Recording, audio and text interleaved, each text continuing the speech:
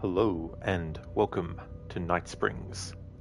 In tonight's episode, Streamer plays Night Springs. Episode 1, Number 1 Fan. Episode 2, North Star. And Episode 3, Time Breaker.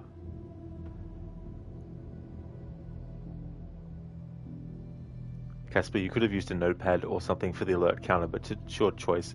That's true.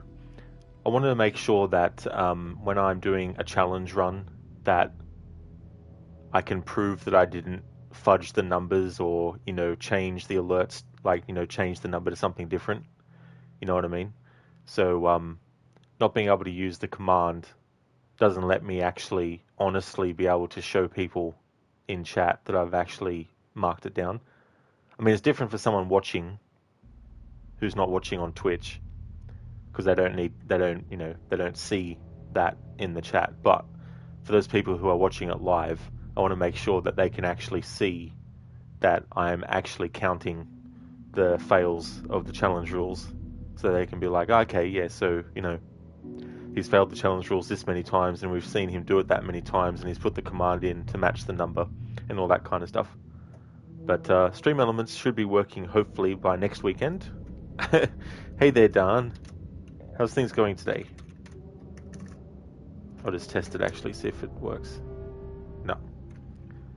Okay, let me see.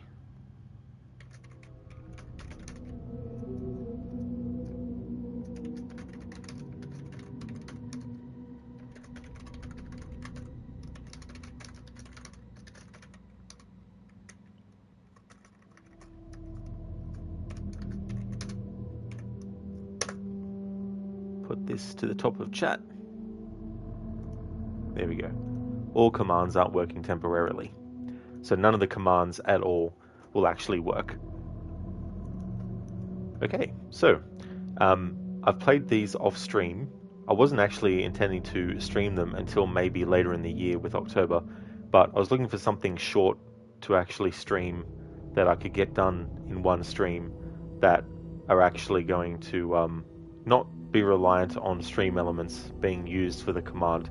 The Splinter Cell playthrough that I've started, I'm not cancelling the whole playthrough, I'm just cancelling the stream of it because I want to make sure that when I'm actually putting in that I've been detected, that I can actually show people on Twitch as they're watching that I'm actually counting the fails correctly and not fudging the numbers. Because I could have who knows like I could change the number, but I want to make sure that it's all seen live as it happens. Hey there, Wildbunk. I am, yes. I'm using Stream Elements for commands. I tried everything to get it to work, but it's just not working. And the Splinter Cell challenge run I'm doing relies upon being able to actually put in a command to count when I've actually messed up and had to restart. So I want to make sure that when people are watching the stream live, that they can actually see that I'm taking proper note of mission fails. So instead of, just streaming and then counting it and then adjusting it later, I thought I would just stream something else as well. But yeah, there must be something wrong with Stream Elements. Tried banning it, unbanning it. Tried logging out and logging back in. I tried parting the bot from the channel and putting it back on and all that kind of stuff. Bonk, right, okay, a friend of yours had none of her commands working either. You think it's on Stream Elements and yeah, which is annoying. Like, if I wasn't doing a challenge run of that Splinter Cell game, it wouldn't worry me, But yeah, I kind of want to have that command for when I mess up to actually work, so that people, when they're watching the stream live, they can be like, oh yeah, so he's counted that the thing didn't work. But as I go through this stream, I'll just test stuff as well. Like these episodes aren't really that long, but yeah, episode 1, Number 1 Fan, episode 2, North Star, and episode 3, Timebreaker. So I've played these off stream, so I've already played through them, but let's go through them again, this time actually streaming it.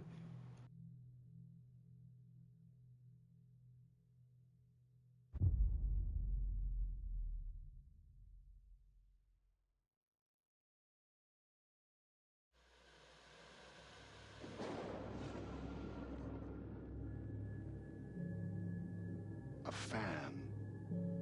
The dictionary definition of the word is an enthusiast, a fervent devotee, an abbreviation of fanatic. What comes across to an outsider as a dangerous obsession or even madness is something entirely different from the point of view of the fan herself. To be a fan is a joyous existence, one filled with the happiness that stems from knowing with utter clarity the purpose of your life. But what if that purpose could be more still? If you could be lifted out of the flock as your idol's chosen one, the only one who could decipher his secret messages. What lengths would you go to save the object of your obsession in Night Springs? Tonight's cult classic episode, number 1 fan.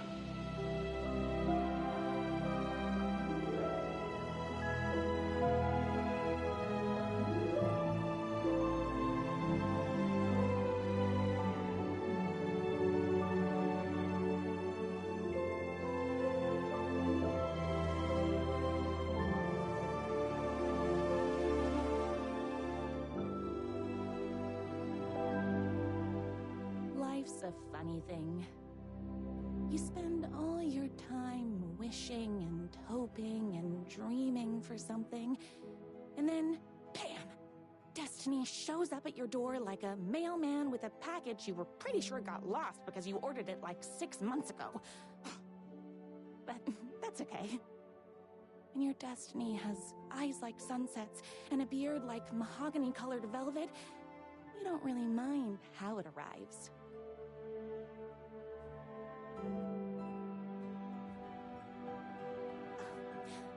But my day didn't start off with all that excitement. It began like any other day did for this waitress/protector of the town of Night Springs.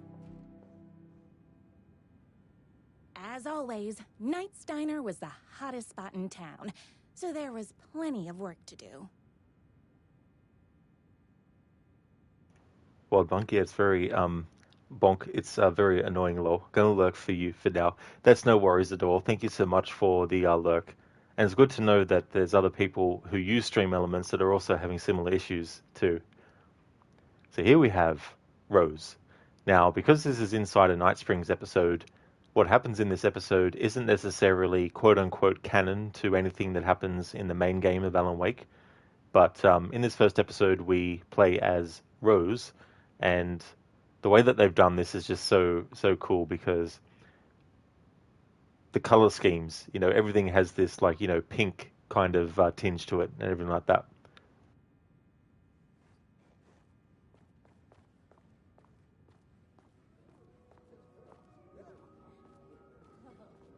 I come here 3 times a day. Look who it is! Hi, everyone! Could I get another cup of that delicious special brew that only you know how to make? Of course. Who else wants a top up? Me? Right here, please. One for me, please, and thank you. Will do. Let me just grab a fresh pot.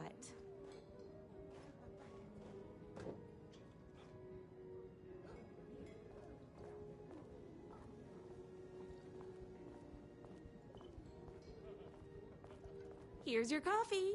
How do you juggle running this diner, your bird sanctuary, and that amazing fan site for the writer you love so much? I work extremely hard, but also I'm naturally talented. Well, heck, no wonder us regular folks can't keep up. I'll never be as successful as you.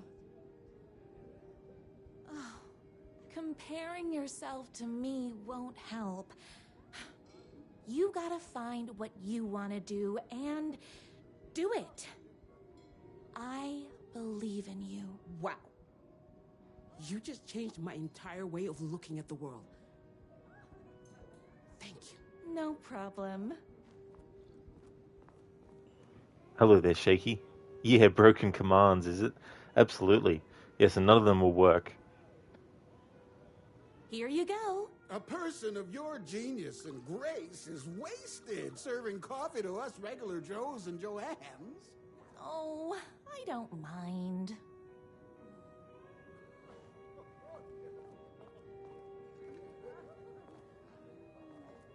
Hot coffee. I heard your fan site for that rider was named best fan site in the world. Congratulations. Thanks. It wasn't easy.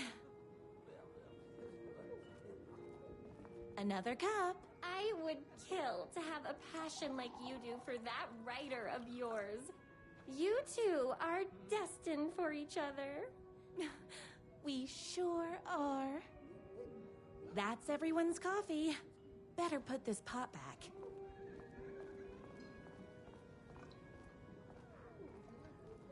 I loved being the very successful owner and operator of the county's most popular diner.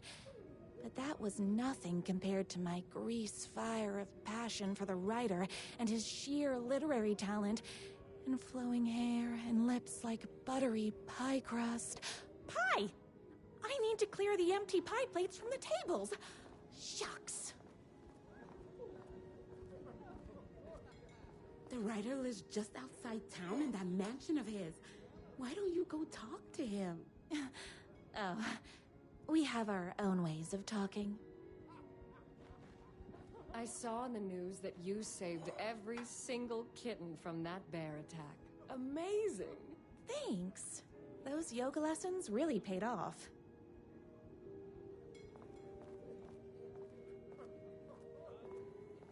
Is Knight's Diner going to enter the statewide pie competition this year? Of course! We're gonna make this our 20th win in a row! My date last night was a total bust. You're the expert on romance.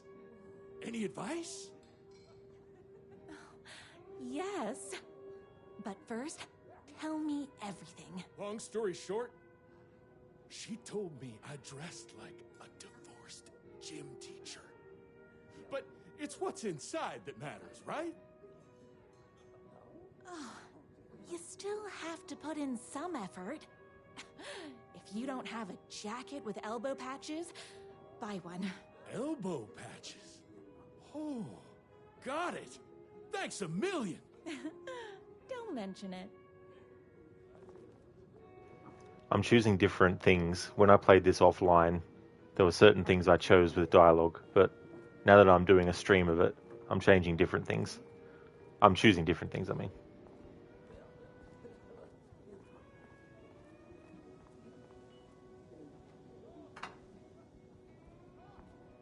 What can I get you? Oh. I need a good book recommendation. After all, you're the town's literature buff. Oh, you have got to read the newest book in the Writer's Crime Trilogy. I'll grab you a copy from the back.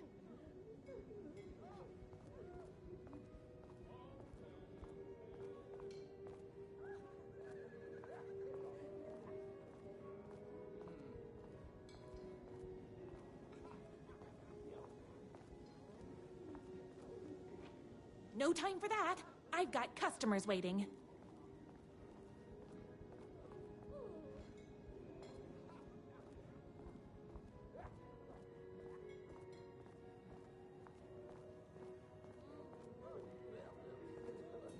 Oops, wrong way.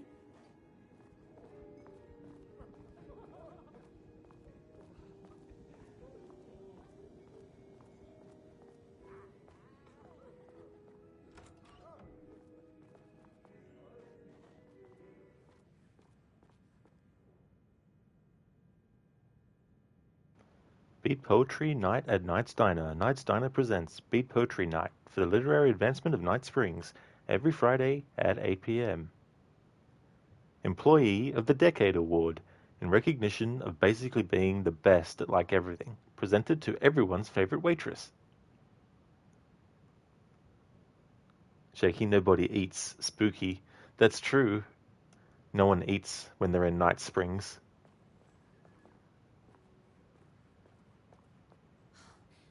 better not crease any pages. 2 can do it. Thank you so much for taking in my 6 macaws. I know you have your hands full with all the other sick birds at your bird sanctuary, but if anyone can find a cure for their rare bird lupus, it's you. Yours truly, a young girl who wants to be you someday. The only thing that hurts more than love is loving again. Love Will Hurt, by America's best-selling writer. Death comes for everyone. That doesn't mean it's painless. Death Will Hurt, by America's best-selling writer.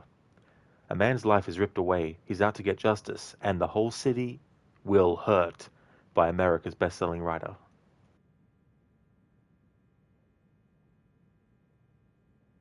It's me, your favorite writer whose voice you would recognize in your sleep. I'm in danger. Please, my #1 fan, you're the only one who can save me. Oh my gosh! Don't worry, I'm on my way. My beloved writer was in terrible danger, and I had to rescue him. The stakes had never been higher. Luckily, I kept all my accessories in the diner's kitchen. Lucas, we go from assassins to waitress. How interesting. That's true, Lucas, yeah. Yeah, I thought I would do these Night Springs episodes. I've done them off stream because I was wanting to make sure that I got to them when they first came out, and I didn't want to put it into the schedule to do so. But ironically, because that thing was happening with the commands, and because I want to have the command for Splinter Cell to be able to put in when I mess up a rule, I was like, what can I actually stream that's going to be short that I can do in one stream? I know, I'll stream the Night Springs episodes. So this is one of 3. You play as a different character in each one, with a different story. Shaky, the cows got into my weed patch again. The stakes have never been higher. Good one, Shaky.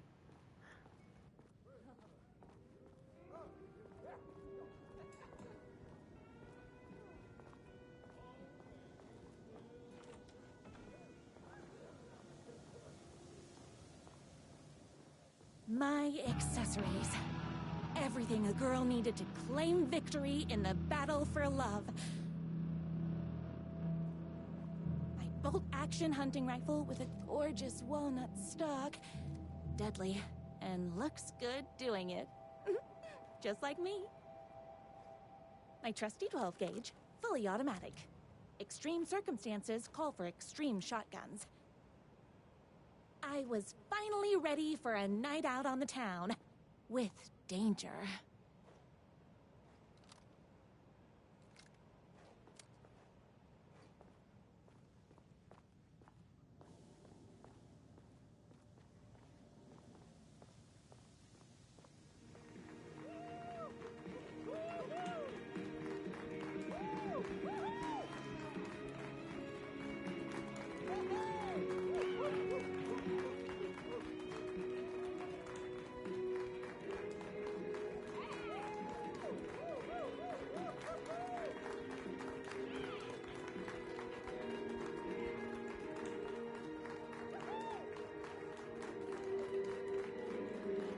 Something about this game that's a little bit jarring is that a lot of the characters look dead in their eyes.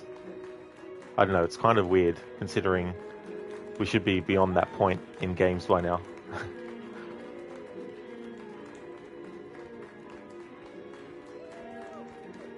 Code Narcoleptics rejoice. Welcome on in, Code. Welcome to Night Springs. This is not really me that's actually streaming this. It's an alternate version of me that is streaming this, because we all exist in Night Springs right now. Nothing is true. Everything is Night Springs. Shaky, good dance. Yeah, it's funny too, the dancing. You notice that as well, Shaky? Yeah. Yeah, it's and some of the voice acting from like NPCs is kind of basic as well. The boatyard is this way! You better hurry! Go through the boatyard. It's the shortest route. This was my moment. My chance to save the writer and make him realize how much he needed me. And if that's not love, I don't know what is.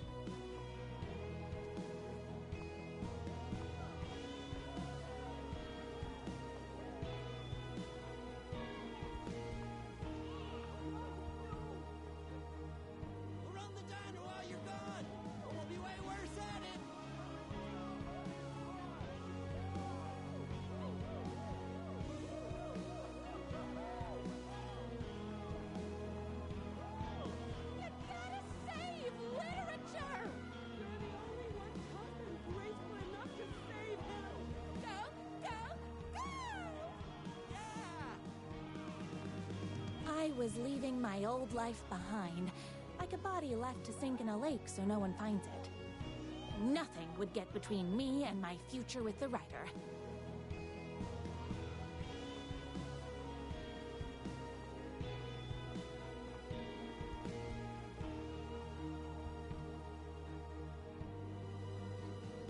Lucas, the alternate version of Rod. Bob is streaming.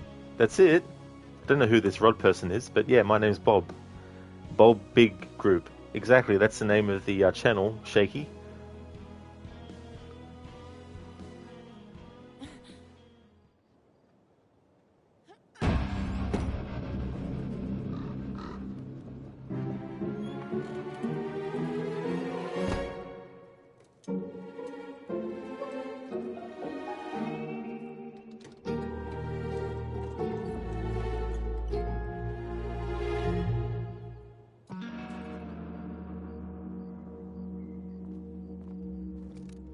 Now, who the heck is that?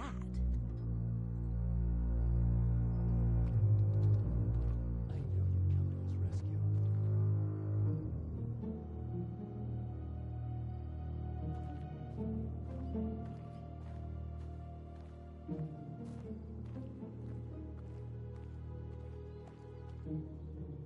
Who are you? And why do you look like a slightly less handsome version of my writer? Oh, don't you ever compare me to that worthless hack. Sure, I may be his wild and rebellious estranged twin brother, but we can't all be perfect. I had no idea he had a brother. To think there were two of him all this time. After today, there won't be. No more writer, no more books, no more living in his shadow. But you're his brother. I'm sure you two can talk it out and realize you have so much in common, and after you change, you can move in together. And I'll come over with popcorn for movie nights. He had his chance for popcorn and movie nights, but he wanted to keep everything for himself. Too bad. You know what they say? If you can't join him, beat him. What did you do to him? I locked Mr. Fancy Pants up somewhere you'll never find him. You won't get away with this. I'll stop you. Babe, I got an army of people that hate that hack almost as much as I do. They're ready to die if it stops him from writing another crappy book. What do you got? I have a shotgun. Well, I got a... Wait, that's a real shotgun? Okay, I admit I didn't expect that. But it doesn't matter. You can't stop all of us. Only a monster could be blind to the poignance of my writer's books. And there was only one way to deal with monsters. I ate my spinach this morning, so don't mess with me. Yahtzee! It's bullets o'clock.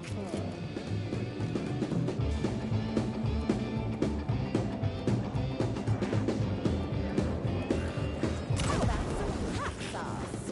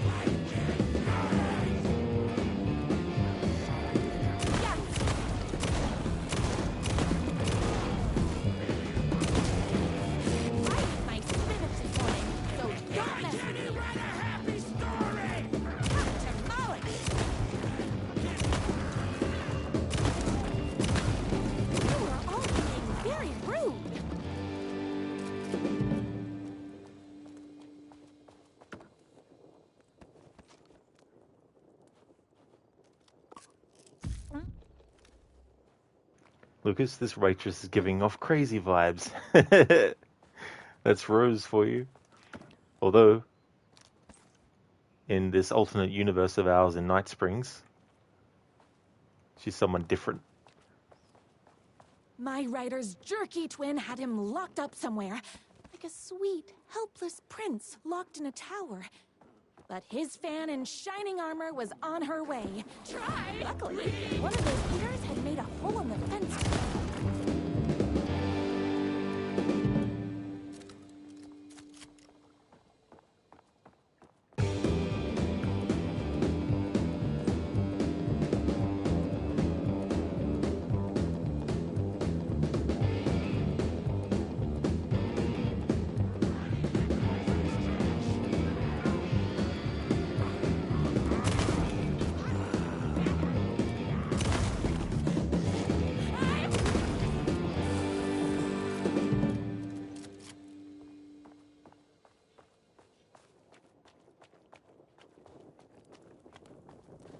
The twins' motorcycle had left tracks in the mud. I recognized the tread pattern immediately, thanks to my famously keen perception. The tracks would lead me right to my writer and his kidnapper. I felt like the detective from my writer's books, solving the case with my wits. All I needed now was an unlimited supply of black coffee and crippling emotional trauma caused by the untimely death of my spouse.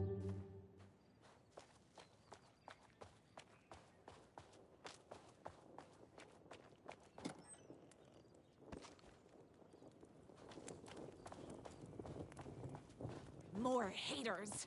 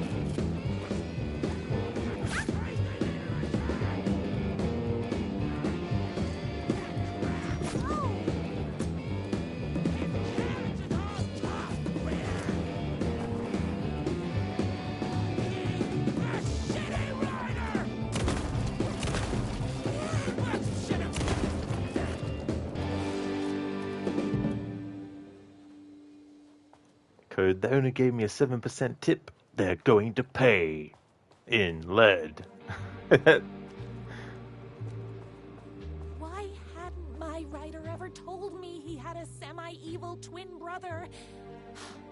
He must be waiting until our third or fourth date, surrounded by candles, so he could reveal this vulnerable chapter from the dramatic story of his emotionally troubled past. Oh, that man has more layers than a croissant.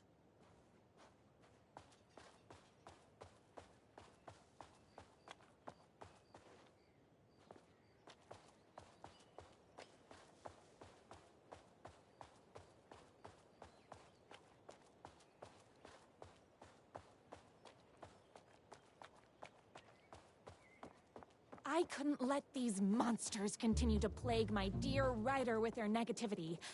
I would treat them the same way I treat trolls on my fan site, but this time, I was banning them from life.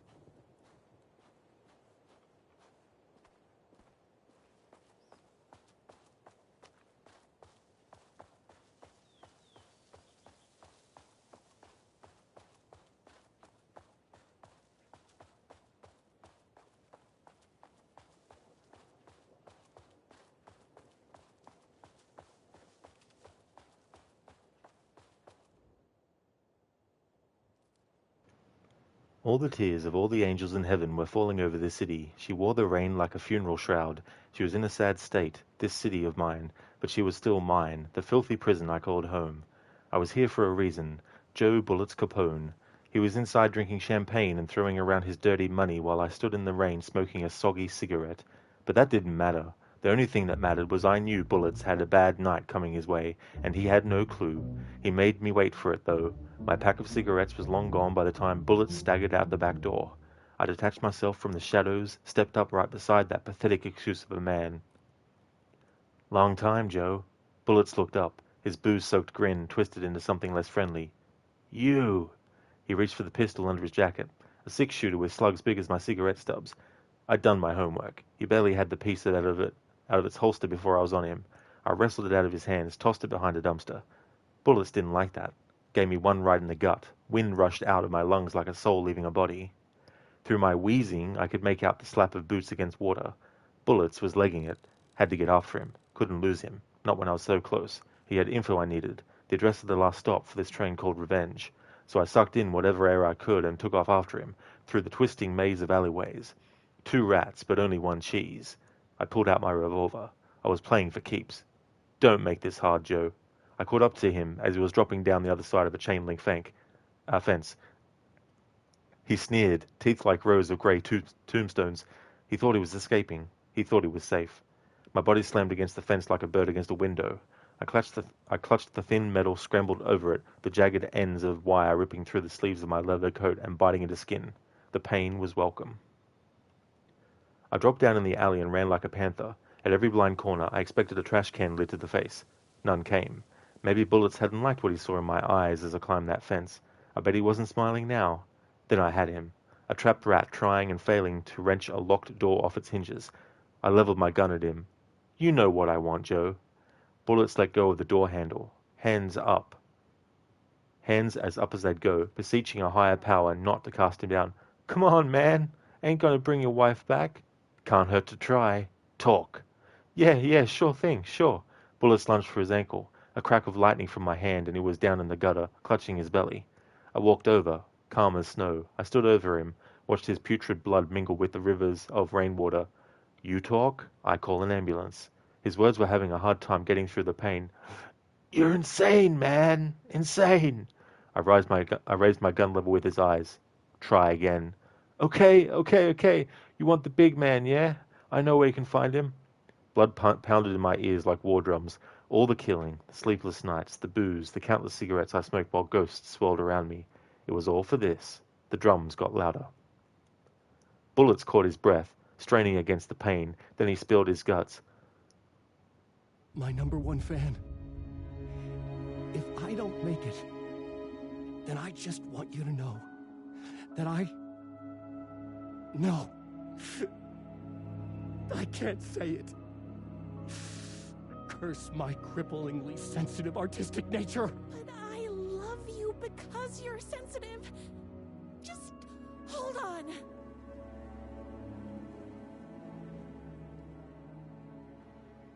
I left the alley, told a waiter on the curb that a guy had been shot.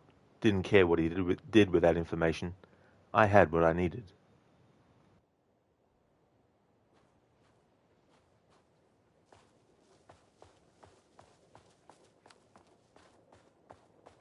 I guess you could say Bullets fired his last shots there. The motorcycle tracks ended at a cabin. Was my writer inside? Isn't anyone gonna rescue this poor little writer? Hello? Is anybody there? I'm just a frail writer and I require aid. ride!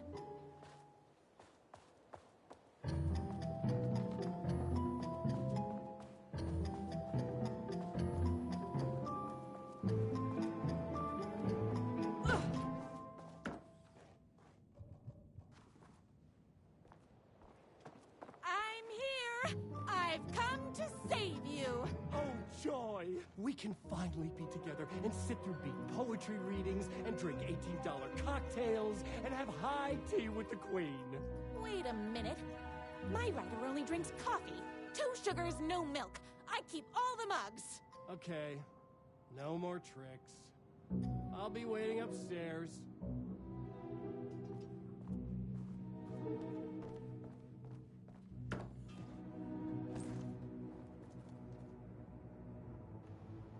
Oh, please. Life is not unlike a highway. Muscles don't cry, they sweat.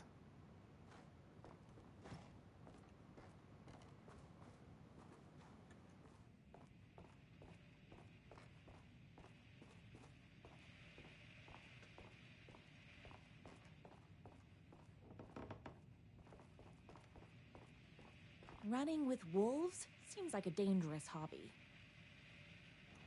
Becoming the Alpha, everything you need to know to lead your wolf pack like a true Alpha. T.J. Wolf.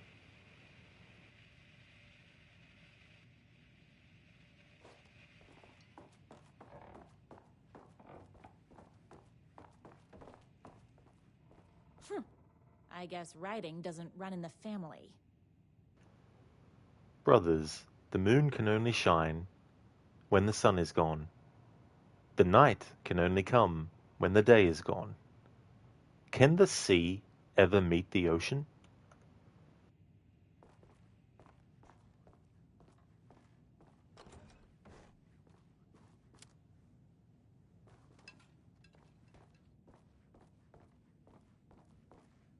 Where are you?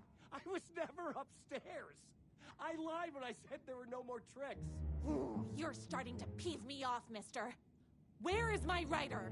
I'm just having a little fun. Let's chat down at the beach. It's just out the back. First, he kidnaps my writer. Then he calls him a tea drinker.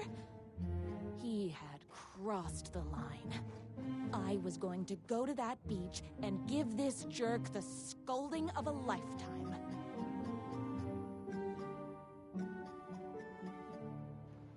Torture ideas for Hack Brother. 1. Car battery. Solid potential. 2. Pulling fingernails. Too messy. The bell. Where do I get a bell? Blunt spoon. Nice and simple. Dismantle typewriters. A+ psychological damage. Gasoline fire. Fire might burn my cabin down. Maybe overcomplicating Twin this. said he was down at the beach. Hey there, Adrian. Welcome to Spring Nuts. You mean Night Springs.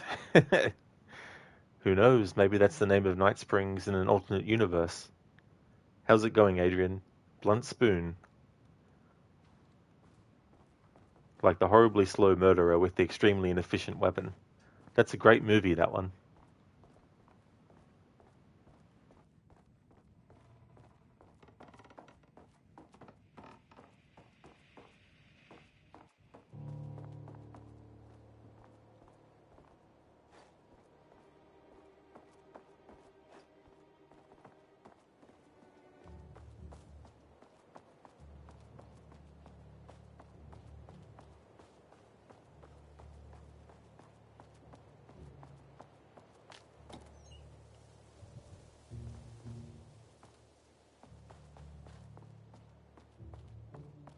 I have to get down to that beach and get my writer back.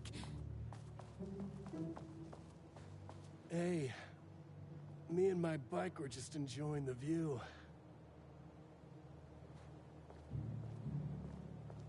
Where is my writer? What do you even see in that crybaby? He's boring, he dresses like a nerd, Hush your mouth!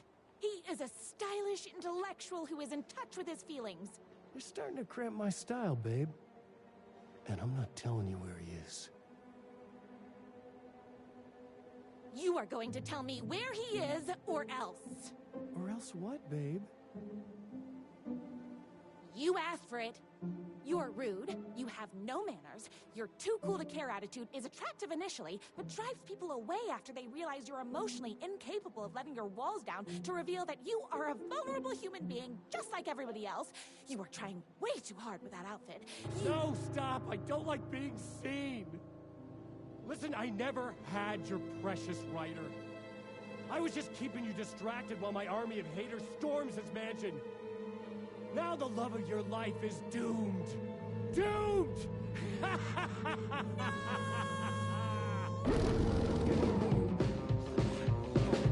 He tricked me, even with my famously keen perception.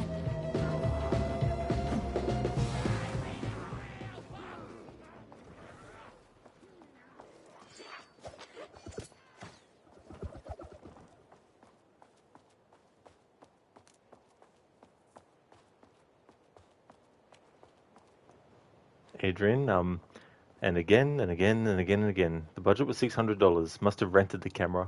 Probably did as well. You're not wrong. This episode is very pink. It really is, Adrian. Yeah, you're not wrong there. It's as pink as Rose's dress. Casper, you started House of Ashes because you don't want DLC spoilers. You're in the briefing room. So many decisions already. So, has anyone died in your run yet, Casper? They all alive so far? Whoa, Rose, calm down. She sure showed him.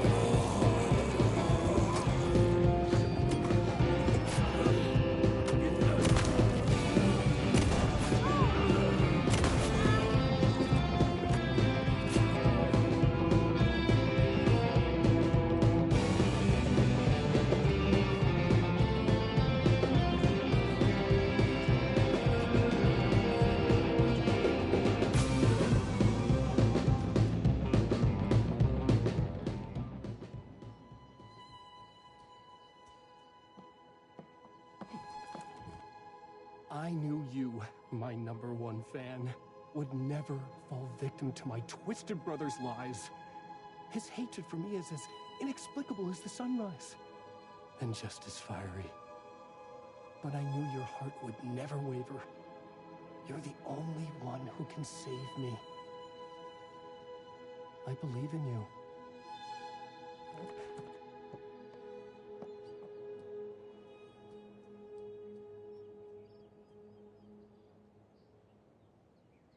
My rider believed in me. We were kindred spirits. We fit together like a bicycle chain and that spiky wheel thing the chain fits into. We were connected by love and destiny. He was meant to be mine, always and forever. There was no time to lose. I was the only one who could save the writer and the very soul of literature from these evil haters. The fate of all art rested on my shoulders. The stakes had never been higher.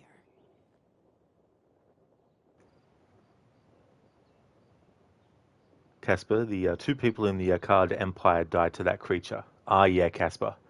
Yeah, you can't change their fates in that way. That'll always happen. But that's good that no other characters have died so far. Touch wood. I have to get to that mansion before they hurt a single mahogany hair on my rider's head. Adrian Game, here, dodge this barely visible hatchet. Exactly. Yeah, even in these DLCs, the combat in Alan Wake 2 leaves a lot to be desired. Things like if you're aiming to shoot and then you want to use like a health, you have to wait a split second before you can actually press the button to bring the health up, because the game will not be able to keep up with how fast you can press the buttons. You know, things like that, which is really, really annoying. But then you get moments like that where you got, you know, all these enemies disorientating, you know, all this kind of stuff. Adrian Rose, no, don't touch the deer, no. Hey there, Rosie, the very soul of literature. You love that line. Welcome on in, Rosie. That is a good line, yeah. And we're playing as Rose. Adrian, so these are Alan's failed escape attempts, right? Like American Nightmare? Yeah. This is a spoiler for Alan Wake 2, but I've got the spoiler tag on. My rider is in danger. Sorry, Rose. I'll be there in a second. But this is a spoiler for Alan Wake 2, the main game. There is a part where Warland Door basically comes clean, so to speak, with Alan and is like, you know, enough of this. You know, the distractions, the Night Springs episodes, you know, things like that. And I was reading that when you're playing through the main game now, you can actually sidetrack into these DLC within the game world. So what will happen is you'll interact with something in the game world at a certain point in the main story, and then it'll teleport you to one of these episodes and stuff. Dreadnought, thank you so very much for the 7 months in a row. Thank you very, very much. I really do appreciate that. And this is back where it belongs. Thank you so much, Dread. And thank you for using your Prime as well for that. How's things been going? Adrian, that's neat. Yeah, I think that's kind of cool, you know. I don't know how it will interrupt the flow of the narrative, but I assume that it would make more sense of that line now when Door says that to Alan about the distractions in the Night Springs episodes and stuff. It's a little bit like those 90s style Wolfenstein levels in the New Order and the Old Blood. Never actually played those ones before, but did they do like a retro 90s style level? Oh, that's cool. It's going good, Dread? Excellent. That's really good to hear. All the bot commands aren't working, but I just want to test to see if they've fixed it. Yeah, still not working. I was doing Splinter Cell, and the challenge requires whenever I get detected, I have to restart the mission, and I've got a counter to add to the number of times that's happened. And I want to make sure that people watching Twitch when I'm doing that playthrough can actually see in chat that I am counting correctly with the detections. So after trying for almost an hour to get the Stream Elements bot working, doing different things, I just decided to stream this instead. I've already done these off stream. I wasn't intending to stream them until maybe later this year, but with the Splinter Cell thing falling through today, I'm just like, what can I stream that's short? I know, I'll do the Night Springs episodes. Rose, you've only seen bits and pieces of this, but you thought it was Scratch's attempt to seduce the waitress to do evil. Well, I mean, there's probably a few different ways you could slice it as well, because, and this is a spoiler for, you know, the game as well, but Mr. Scratch has also been writing stuff as well. Rosie, only it doesn't work because she's better at tropes than he is. Yeah, I mean, that's the beauty of the way that the story is written and the layers of it and all that kind of stuff, you know.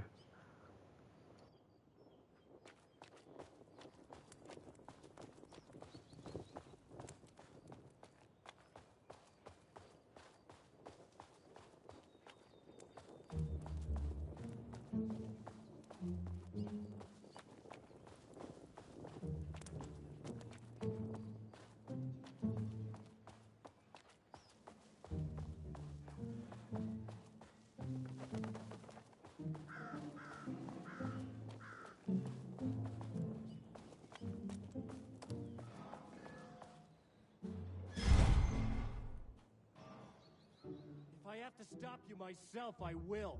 Unlike him, I'm not afraid to get my hands dirty. I wear my heart on my sleeve! Sandwich!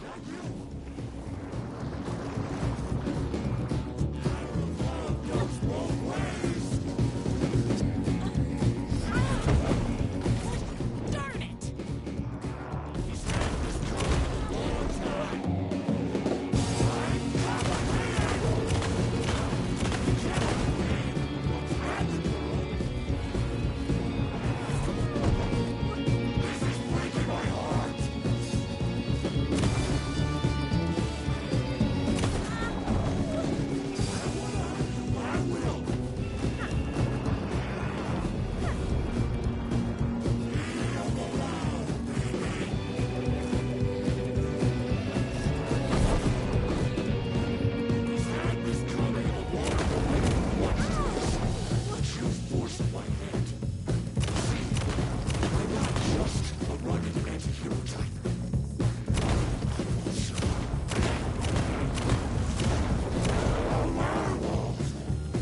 I should have known, but that won't stop.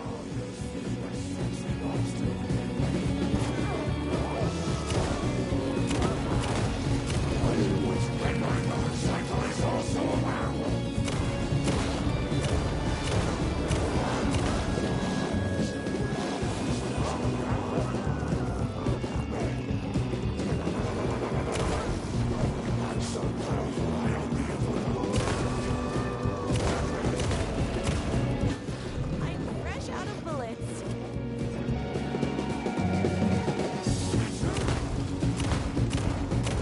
Oopsies! Can't forget the bullets.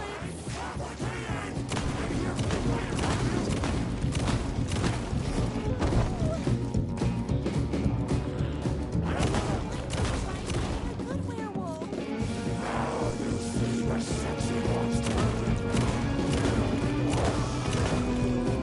My gun's hungry.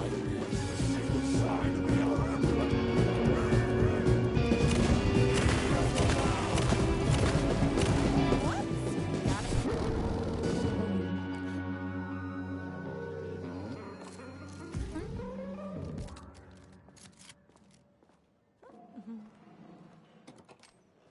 Raziel, maybe as a fan, she knows when he's phoning it in.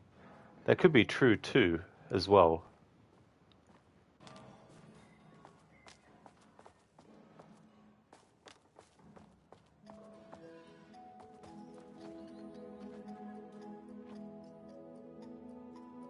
Go ahead.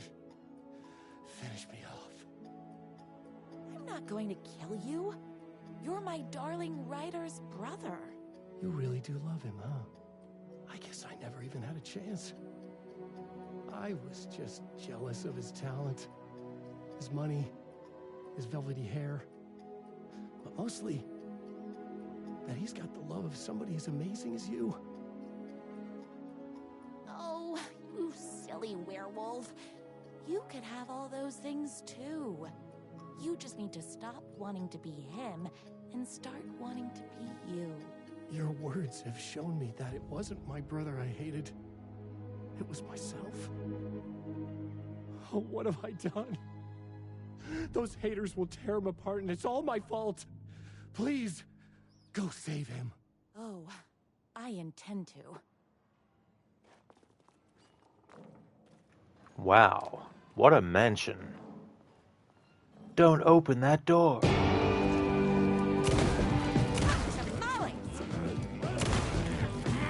Someone order a reckoning? You are all being very rude.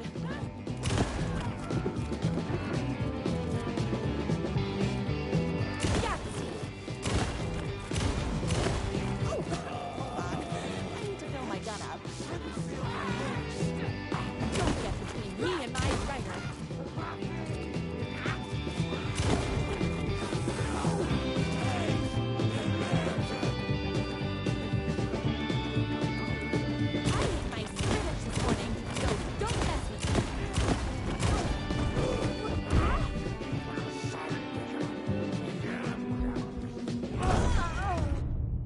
See, this is bullshit, right?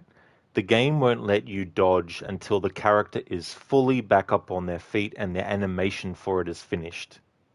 I couldn't even run there because the game wouldn't let me because the animation for standing up hadn't finished yet.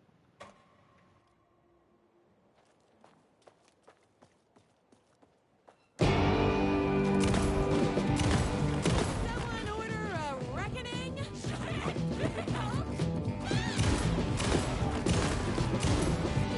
Bullets o'clock. You are all being very rude.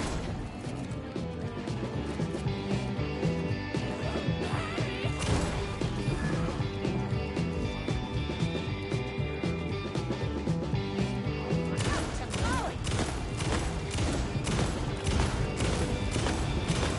Yahtzee.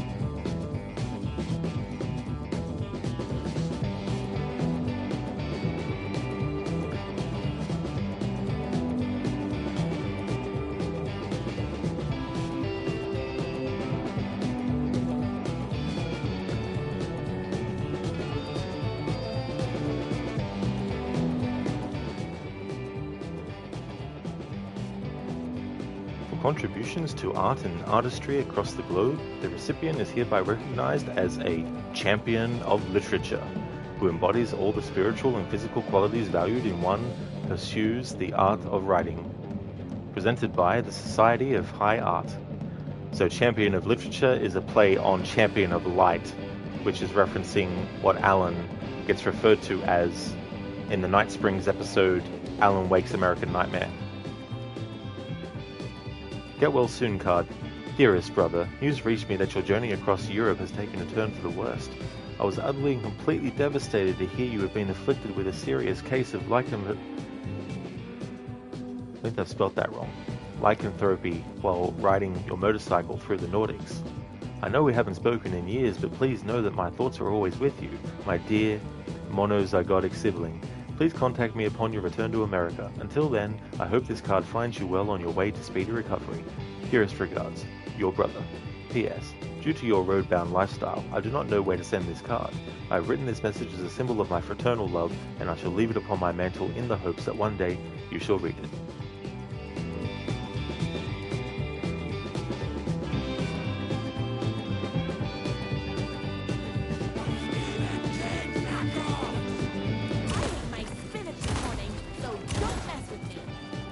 I like that. A Stephen King knockoff.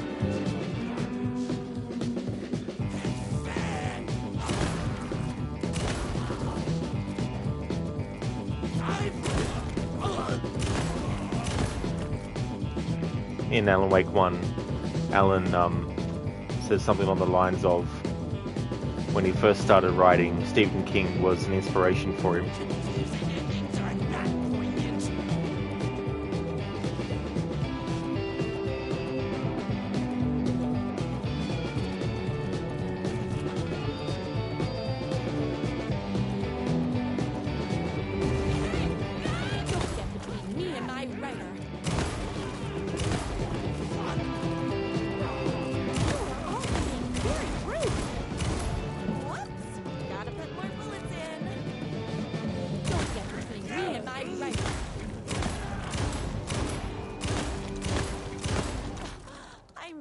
Out of bullets. That writer isn't going to kiss himself. I mean, save himself. Ideas for next book. Inventive murder weapons, stapler, lawn gnome, swordfish, philosophy. Escalate the crime. Plunge the depths of humanity's darkness. A murder religion? Hero's motivation. A rival private eye. His wife returns from the dead only to be killed a second time.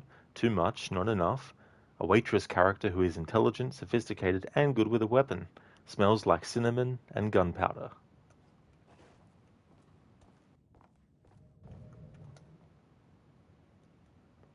hair beard regimen, twice a week. 1. Wash thoroughly with cold water. 2. Gently pat dry with high thread count towel. 3. Brush 3 times with honeycomb, bought locally at the farmer's market. 4. Apply shampoo to dry hair. 5. Rinse with cold water. I don't have time to admire my writer's taste and decor. 4. Apply shampoo to dry hair. 5. Rinse with cold water. 6. Gently pat dry with high thread count towel. 7. Condition often. General rules: never wear hats. Once a month, rub 3 mixed eggs, bought locally at the farmer's market, into damp hair, scalp, and beard. Avoid chlorine, heat, and inexperienced barbers. I like that little last part.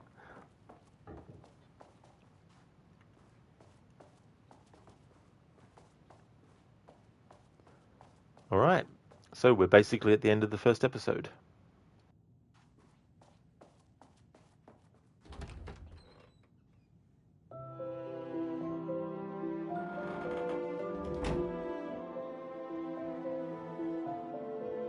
And there he was. After all the fighting, we were finally alone. Together. Our love was written in the stars. And so we danced like 2 spinning planets that would eventually crash into each other in a dazzling display of flames and rocks and other planet stuff. He told me all the sweet things I'd been waiting a lifetime to hear. I saw myself reflected in his eyes. I would always be at his side, to inspire and protect him. He needed me, now and forever. After all, I am his #1 fan.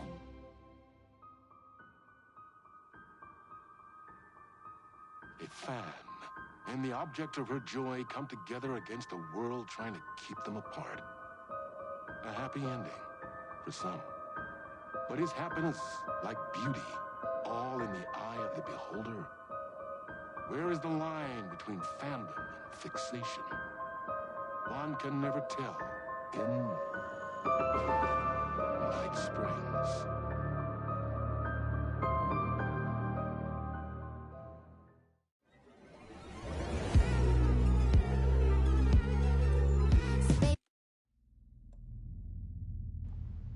After each episode, that same song plays every time. But I just want to skip the song. Hey there, Kit Kat. Aw, clap. There we go. In episode 1 of Night Springs, the writer's #1 fan, his only bestest fan in the entire world, is reunited with him. I always get chills from the music of Night Springs, the outro and stuff. That was definitely one of my favorite things from Alan Wake 1. Okay. On to the next episode. Episode 2, North Star.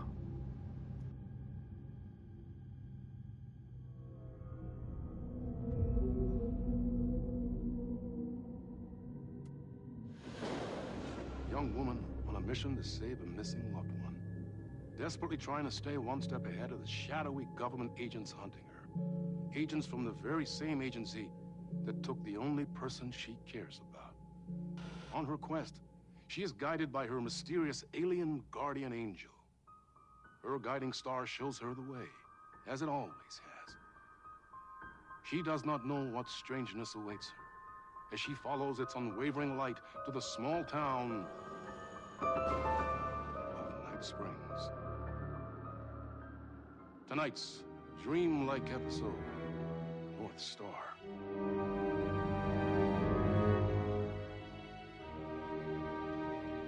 This is gonna get strange.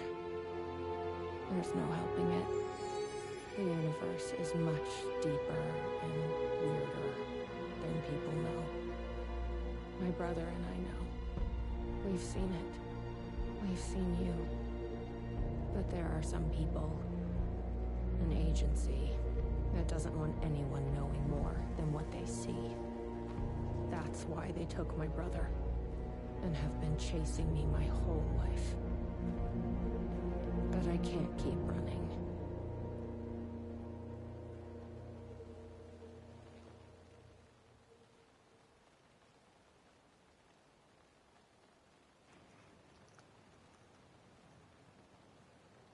we're not actually playing as the real Jesse Faden, or I should say the Jesse Faden that we know of from the game Control.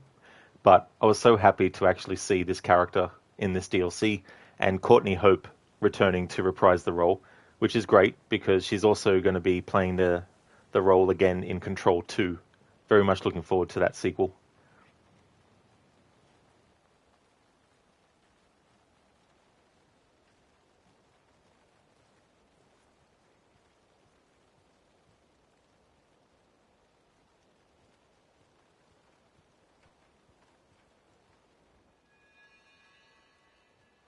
You think something here's important? What, the numbers?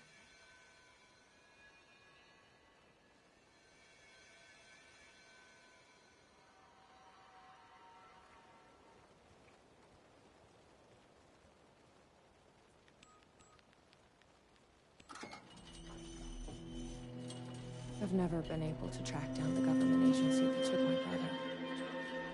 Until now. You helped me find this place. Now you'll help me get him back. Right. Hello? Is anybody here?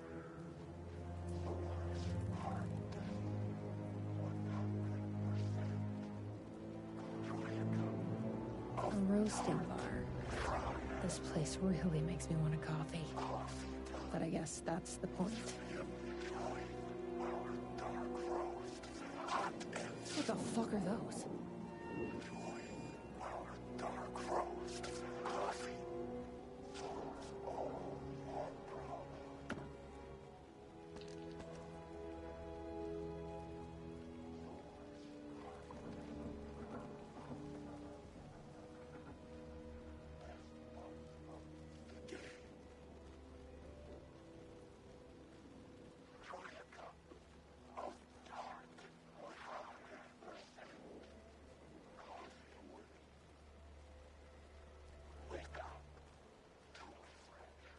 The gazebo? You think there's something there? Ma'am! Here! Get inside the light! Oh, they don't like the light. You shouldn't be here. How did you even get inside? Shit, a cop. Should I lie? I kinda let myself in. You got more than you bargained for, huh? What's going on here? What are those shadow people? Well, that's what I'm here trying to figure out. The government's been putting something in the coffee. Turning people into coffee monsters. The government? Is this the same government agency that's been chasing me all these years? I'm looking for someone. My brother. Have you seen anybody? Well, only if you count those monsters. I'm sorry, ma'am. They've been abducting people from Night Springs, too. I'm here to get them back home. But now it's time you left. It's not safe here. Something in the coffee is doing this? Really? Took me a while to wrap my head around it, too. At first, I thought... Well, I don't know what I thought. But now it's clear. This is deep state science. I'm not going anywhere until I find my brother. I respect that. There's a warehouse just past the park. It's locked up tight, has some fancy government security system, but the intercom is busted. I figure that's where they're keeping our missing folks. There's a spare pistol and flashlight on the bench. I'd feel better if you took them. Those monsters don't do well with light. And whatever you do not drink the coffee. This should make things easier.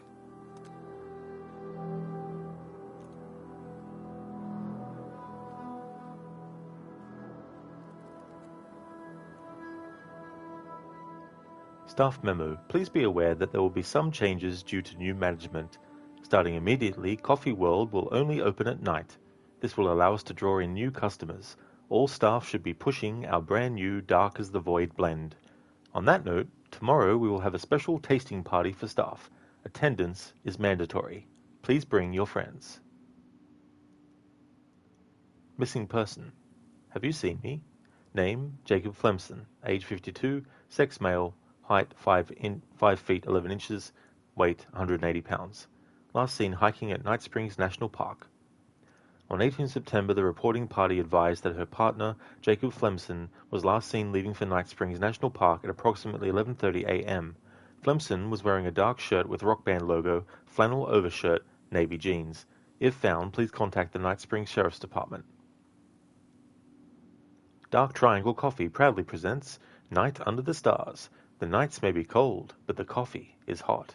This week, Coffee World will only be open at night. Bring your family, friends, children, anyone you know for fun under the stars. Join us. Join the percolation. Join us.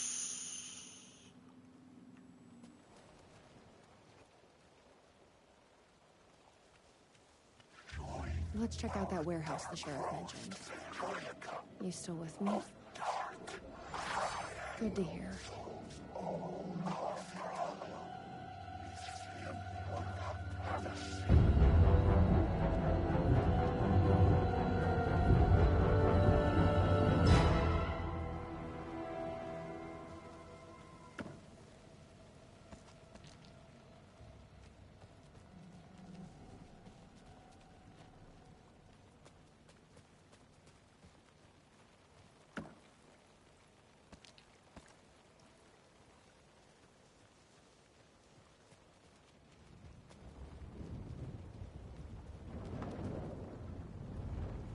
What is this stuff? It smells like coffee.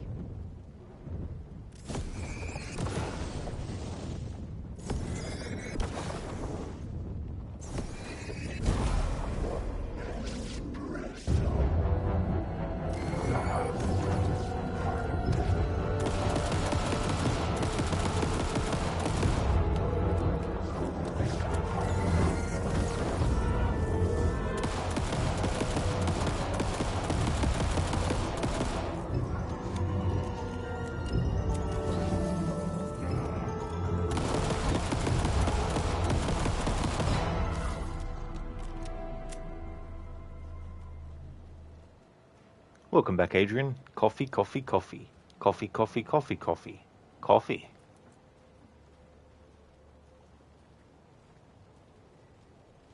This must be the warehouse. But how do I get inside? This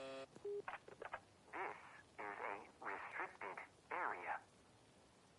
Hi, I need to get inside. Please insert passkey.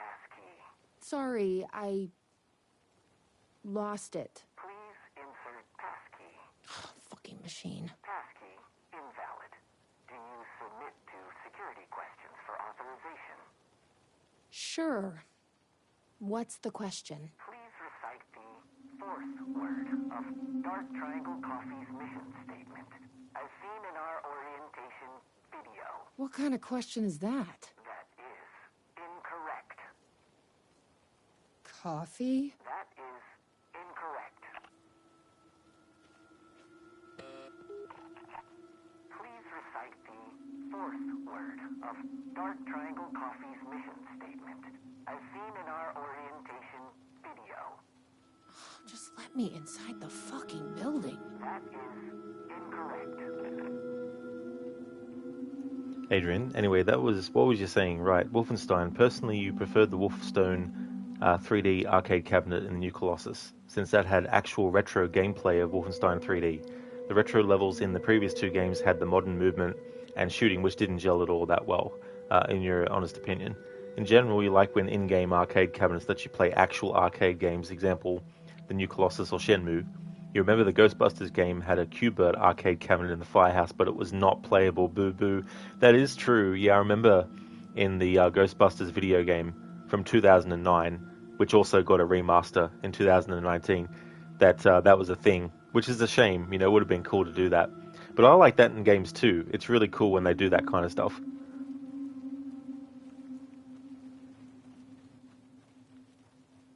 Guess we need to find that orientation video.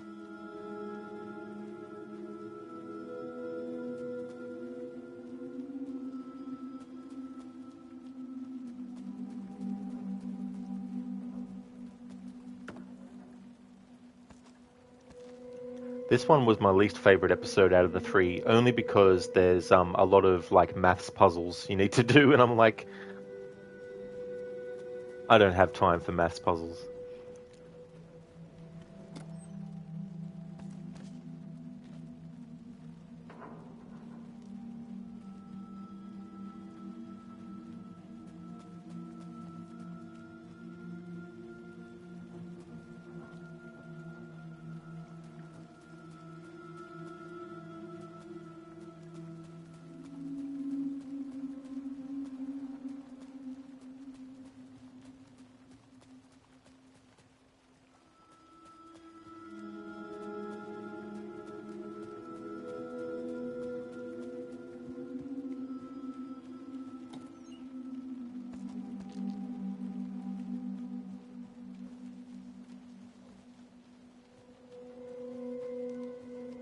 Hey, I'm glad to see you're okay. The security system wants some kind of password to get into the warehouse. So you got it working. I wonder why it wouldn't turn on for me. What did it ask for, exactly? It asked for the fourth word of the Dark Triangle Coffee mission statement. Any idea what that is? Of course, it wants you to watch the video. The info you're after is on a videotape, but it is chock full of government brainwashing. I watched a bit of it. It was doing something to me. It's dangerous. You can't watch that tape. I need that videotape, Sheriff. Well, this is exactly how they get you. But fine. If you really want it, I hid it in the Ferris wheel, cup number 4. You'll need this key. Don't say I didn't warn you.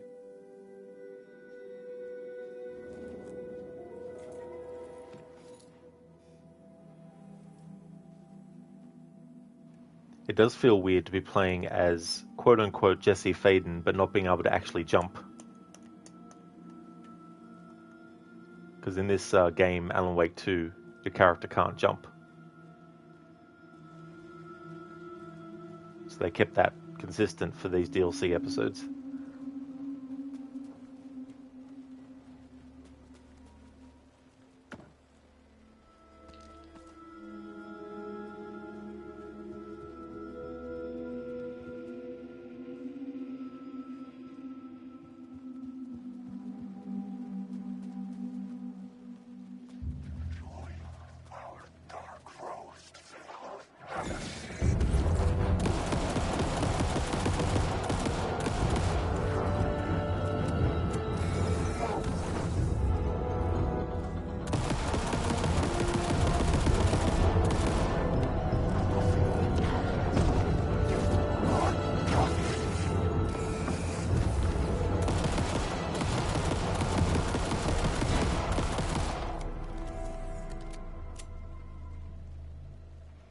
Adrian, seems like Jesse's VA was in 700 episodes of soap operas, huh? Yeah. Yeah, Courtney Hope had done a lot of that kind of stuff. I'm not sure if she's still on any of those shows or not. I guess someone saw her in Quantum Break and was like, hey, you want to be in The Bold and the Beautiful? Yeah, okay. Well, I think that predated that game, so it's probably the other way around. But yeah, it's cool that she was in Quantum Break. Because Quantum Break is not an Epic game exclusive and it's only exclusive to Microsoft, that's why for Alan Wake 2 and everything, they can't actually directly include the characters of Beth Wilder and all the other characters in that.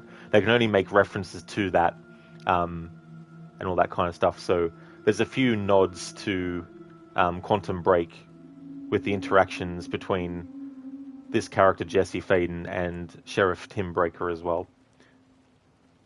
Adrian, she was in The Young and the Beautiful from 2017 to 2020 and in The Young and the Restless from 2020 to 2024. The Bold and the Beautiful name, mix it up. Ah, okay, so it was after Quantum Break. And Quantum Break came out in 2016.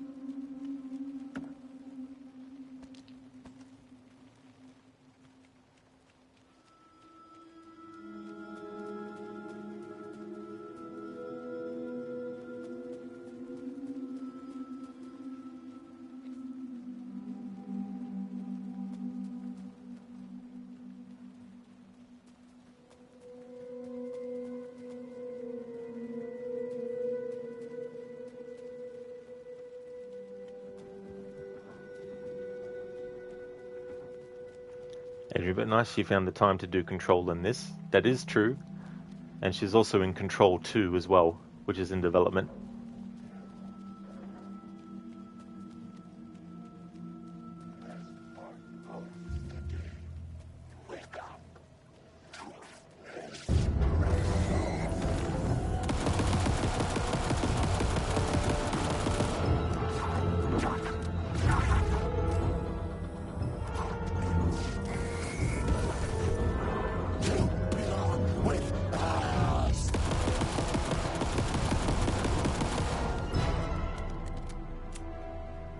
Another problem with this game's combat is that if the character needs to reload the flashlight and there's an enemy about to attack you, you're shit out of luck because you can't shoot straight away. You have to wait for the reloading of the flashlight to happen. That's why I wish they made it that you had to decide when you wanted to reload the flashlight, not make it something that automatically happened when you were empty with it.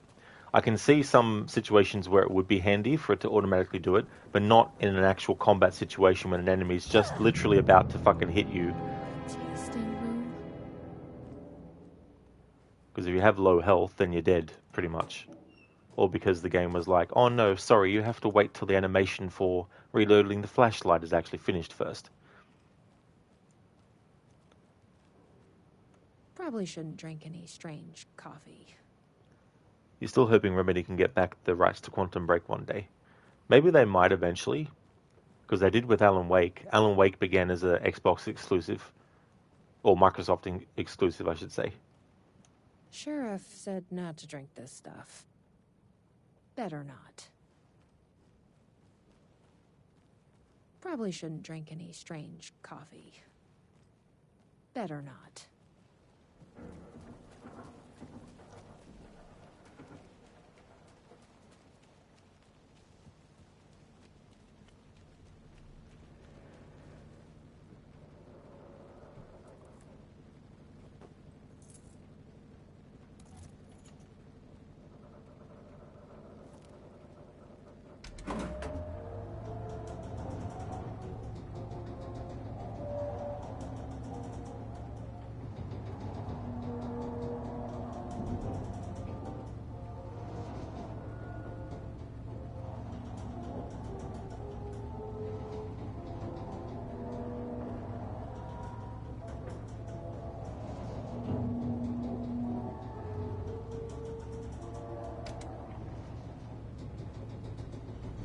Oh, what game? I pressed it when it was there.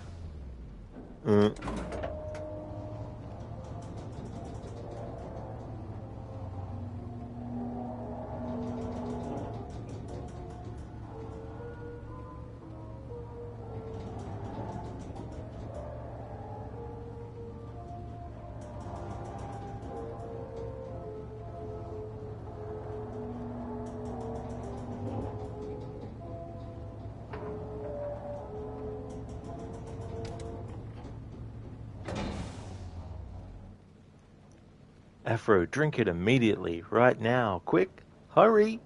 How's it going, Afro? Adrian, you think Quantum Break was the first game that you saw me stream?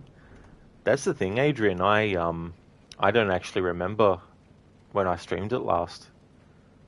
Because I've only streamed it once so far. But yeah, I can't remember when that was, actually.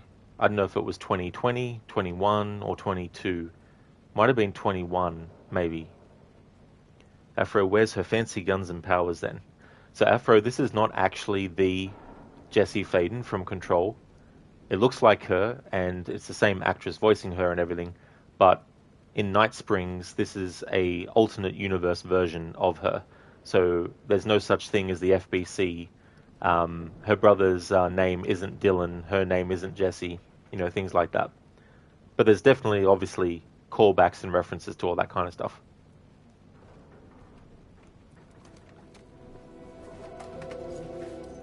So, you up for a movie?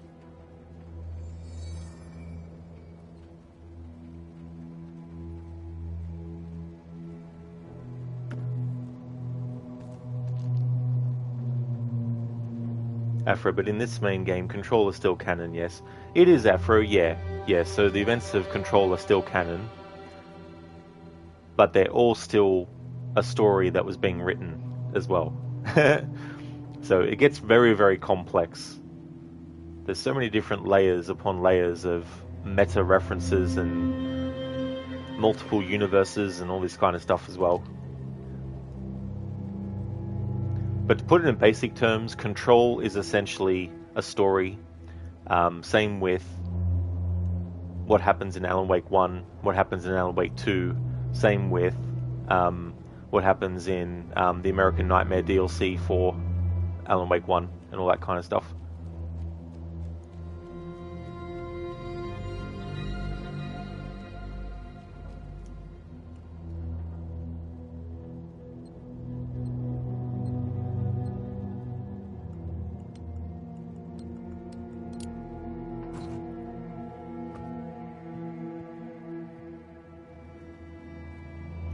Ephraim, wait, who's writing Control's story then?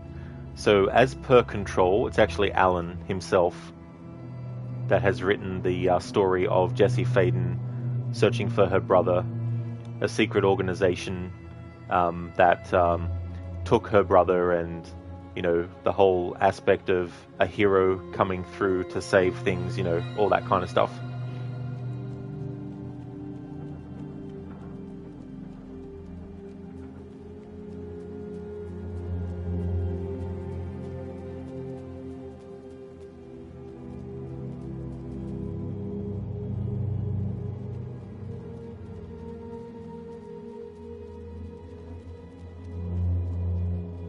Yeah, Ephra, there's definitely a lot of that.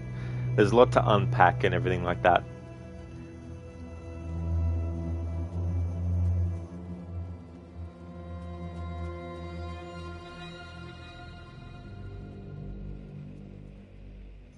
Ephra, I guess Alan needs to stop writing. Yeah, that's the thing. You know, being trapped in the dark place, trying to find different ways to get out, trying to find different stories that he can write that could somehow lead, you know, to him escaping and, you know, all that kind of stuff. But even it gets really complex for Alan himself in the story of Alan Wake 2, because there's actually another influence that is also writing stuff, and he's losing his memory and all that kind of stuff. So, yeah.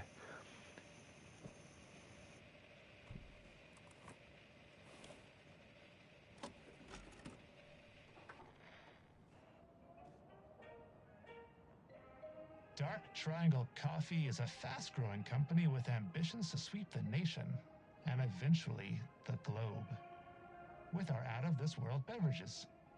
Drawn by our coffee's distinctive flavor and our unique beans, people are rushing to join the Dark Triangle movement. The company's mission statement is simple: to drink the truth There. is to become That's what we need. one. Password Our is financial truth. and spiritual growth Now has we been can accelerating grow. at speeds previously Hey, unknown what to is- humanity. Something is... Soon everyone will only know the flavor of dark. Something is... Oh, it's in my head. Please, you're not joy. Drink. Please, no, please, Lloyd.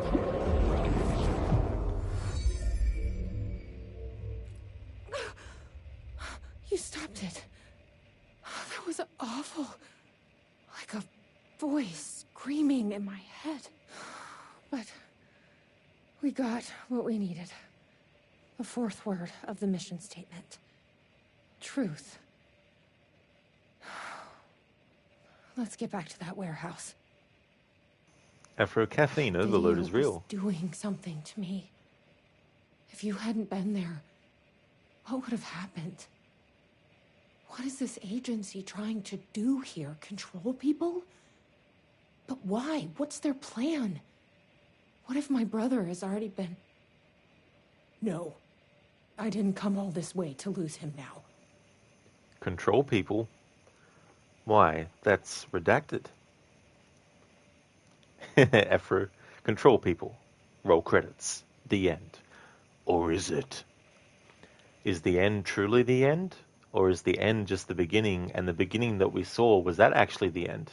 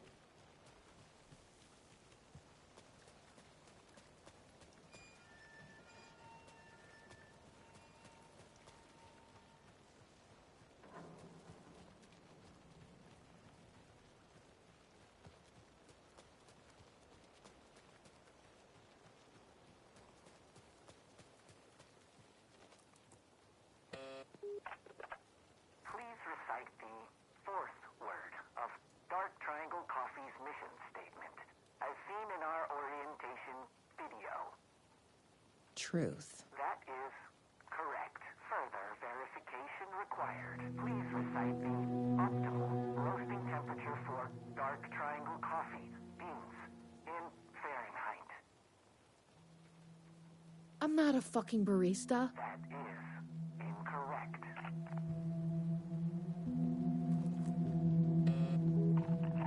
Please recite the optimal roasting temperature for dark triangle coffee beans in Fahrenheit.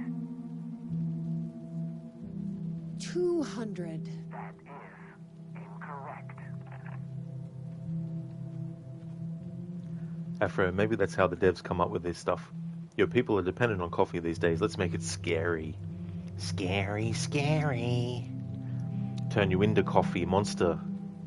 Then you want to convert other people into a coffee monster. I guess some people without coffee can be monsters too. Not much of a password, is it? If you just tell me where to find it. That is the thing, Afro. It'd be so good if that was all you had to do. But this is the part of the episode that I was talking about that makes me put this as my least favorite out of the three. Is simply because of this puzzle, having to work out using primary numbers and all this kind of stuff. I'm just like, look, I didn't like maths when I was in school. I don't want to have to do maths when I'm playing a video game. So ultimately, I ended up just looking up what the solution was after trying for a little bit. So I'm going to do the same thing as well. Afro maths, unfortunate. That's right. At least you don't have like a time limit. In Resident Evil 0, on the train, there's a maths puzzle you have to solve before the train blows up. It's just like, ugh. I bet I can find the temperature I need at that roasting bar. The optimal roasting temperature. You don't happen to know, do you? Didn't think so.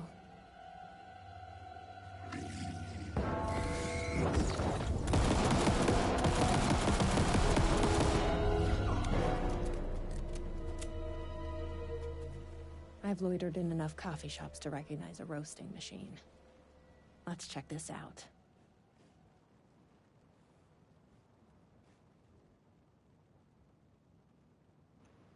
Angles of triangle, prime numbers, crossed out. 1 plus 2 plus 1.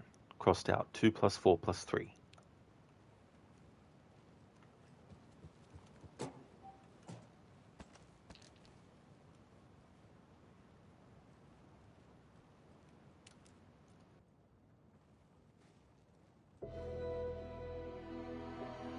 The temperature is more than the sum of our triangle.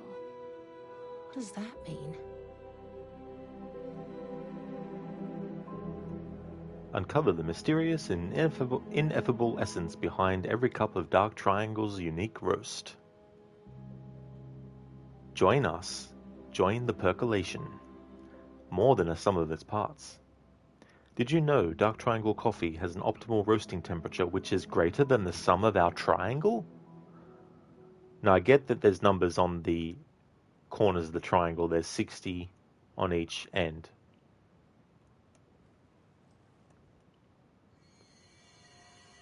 Uncover the mysterious. This is like being back in school. The secret is in the roast.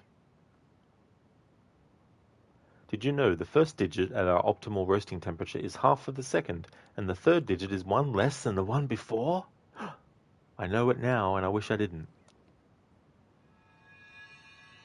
Prime. Prime... what? Prime number? This coffee at its prime. Did you know the optimal roasting temperature for Dark Triangle coffee is below 500 degrees Fahrenheit?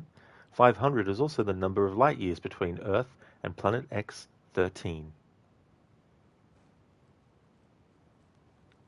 So yeah, that's what we have to work with.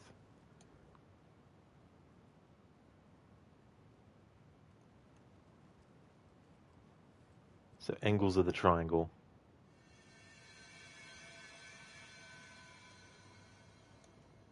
But I just get lost because it's like, you know, the first digit of optimal roasting temperature is half of the second, and the third digit is one less than the one before, which was 5 less than the one after, and then the one next to that is just like, ugh.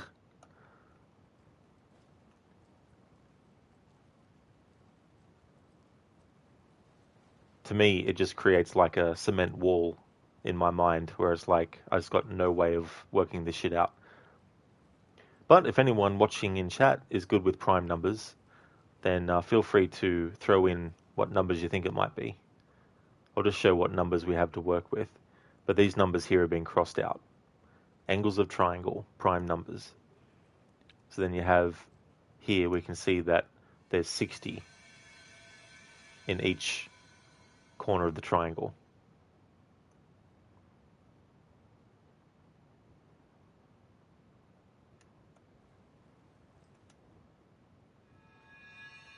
The first digit of our optimal roasting temperature is half of the second, and the third digit is one less than the one before.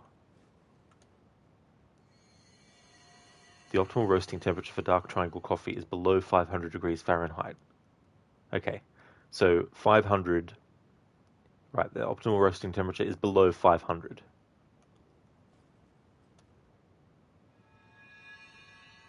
The first digit of our optimal roasting temperature is half of the second, and the third digit is one less than the one before. This is where my mind was like, what? Because I was using the number as 500, and I thought, well, half of 5 is 2.5. But then I'm like, the third digit is one less than the one before. It's like, yeah. So this was what made me put this episode as my least favorite out of the 3 Night Springs ones. Hey there, Clip. Hello, everyone in chat. Finished school for the summer. Finished not as strong as you could have. You had about 3.6 accumulative GPA, but should have gotten a 3.8 or higher, but on to the next.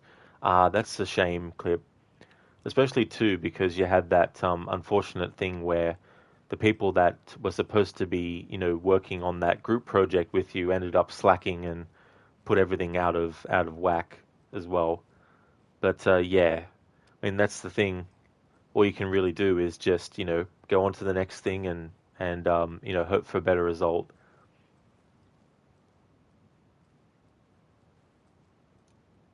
So yeah, we only have 3 digits to work with, and it's definitely not 500. I guess they only hire mathematicians here.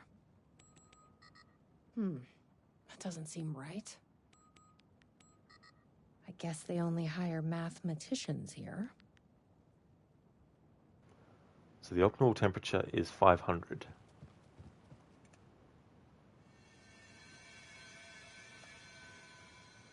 It's below 500. The first digit is half of the second, and the third digit is one less than the one before. Optimal roasting temperature, which is greater than the sum of our triangle. I mean, anything above what 60 and 60 and 60 makes would be considered above it, wouldn't it? Greater than the sum of our triangle. So yeah, I'm just going to go online and look up the thing again. Because I ain't got time for this shit.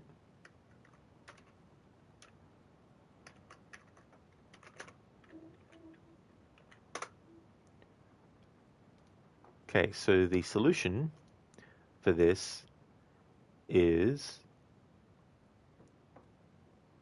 487.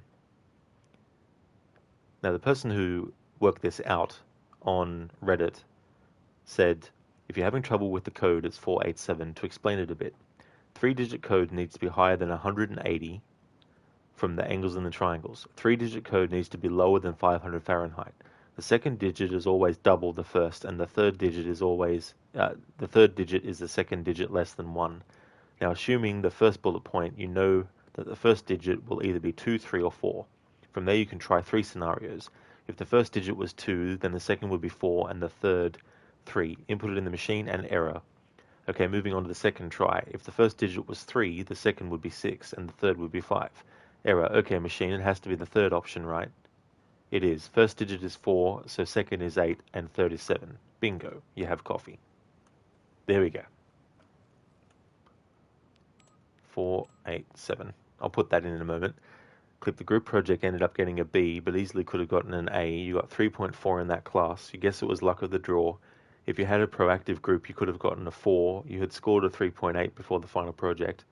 Missed an assignment in your French class, which dropped your grade from a 3.9 to a 3.5, and you got a 4.0 in bio as well. Yeah, that's so annoying. You know, it's like if you're working as part of a group and you're the only one actually putting effort in, it's unfair that, you know, the entire sort of like grading for that project is, you know, affected by it.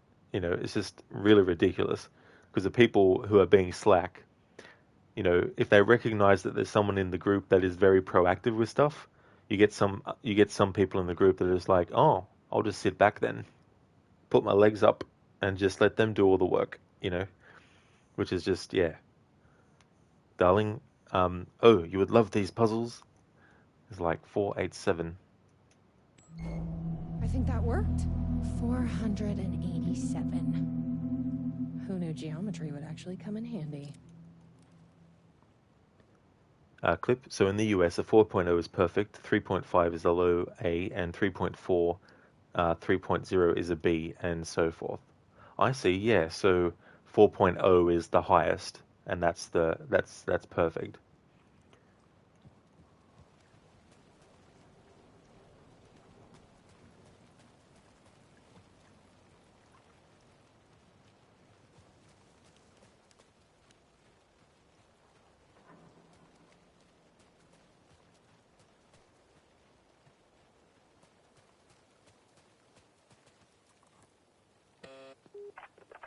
Please recite the optimal roasting temperature for dark triangle coffee beans in Fahrenheit.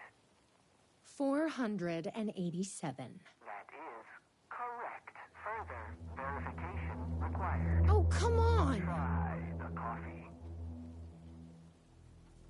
I don't want to drink your damn coffee. Try the coffee. Try the coffee. That's gonna be a problem. But I can't stop now. You'll keep me safe. Right? Try the coffee. I tried the coffee. You are not coffee.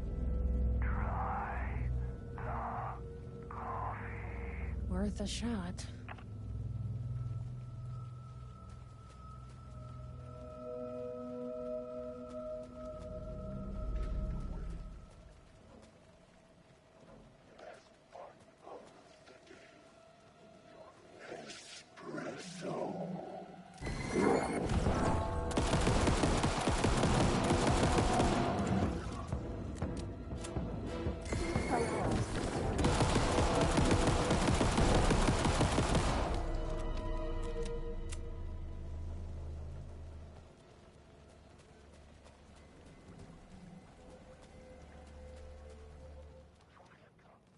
Yeah, here goes nothing.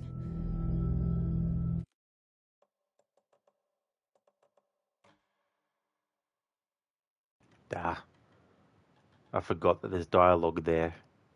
Saved 2 minutes ago.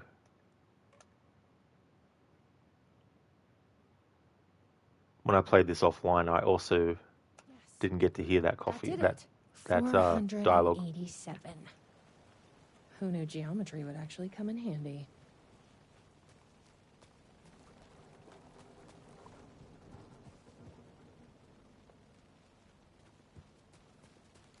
Okay, so Stream Elements commands are still not working. Just thought I'd keep checking because if I get to the end of this stream and the commands start to work again, then I'll actually do my Splinter Cell stream again.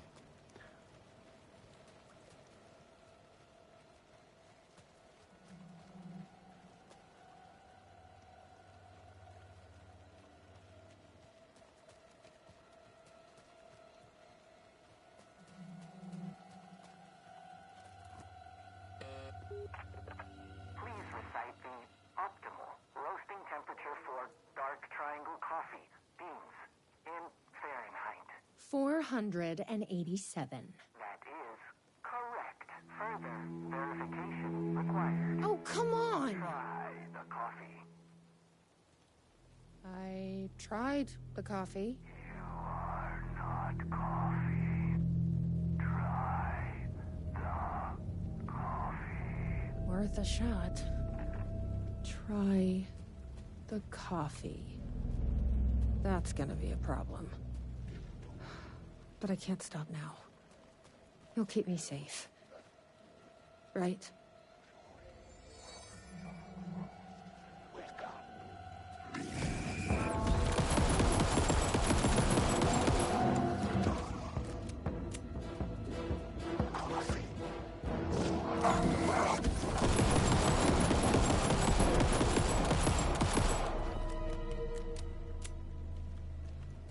I want to see if there's any more dialogue with Sheriff Breaker.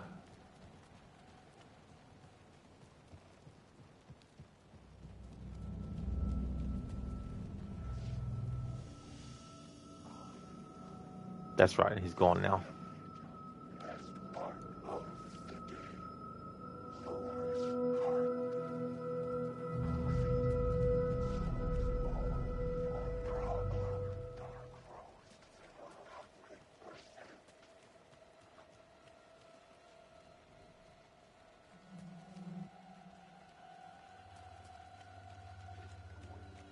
Zareth Allen, wake up to the day.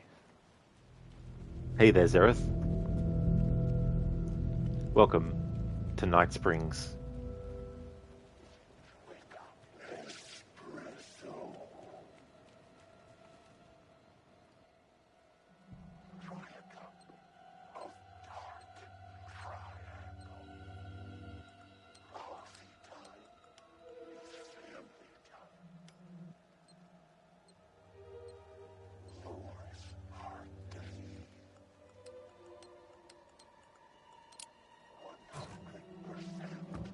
Yeah, Zareth, the commands aren't working. None of them are at the moment, unfortunately.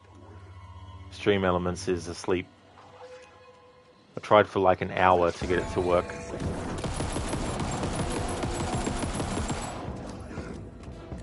But it wouldn't. So I had to...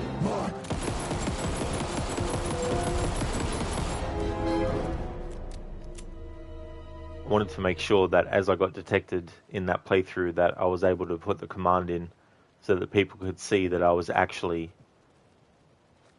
doing it right and not trying to, you know, cut corners and...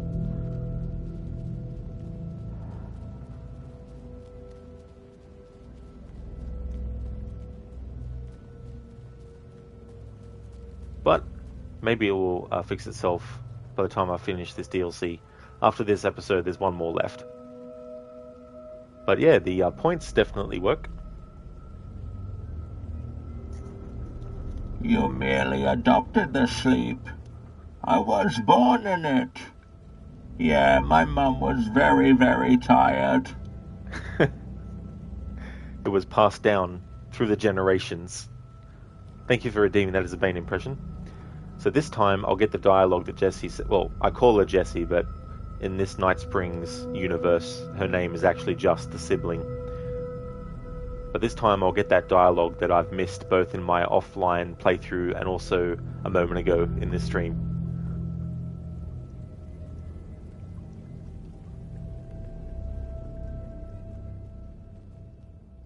Yeah, this looks completely normal. Here goes nothing. I'm trusting you. Huh. That wasn't so... Drink!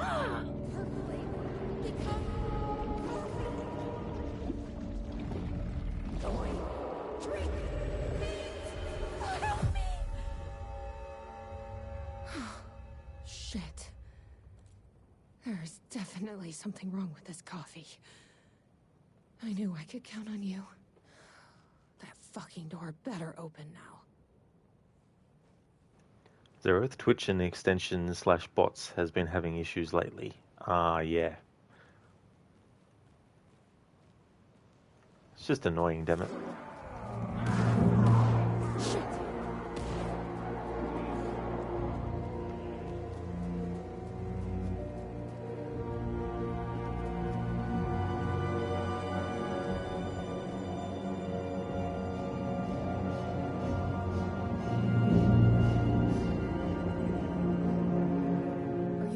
Sheriff?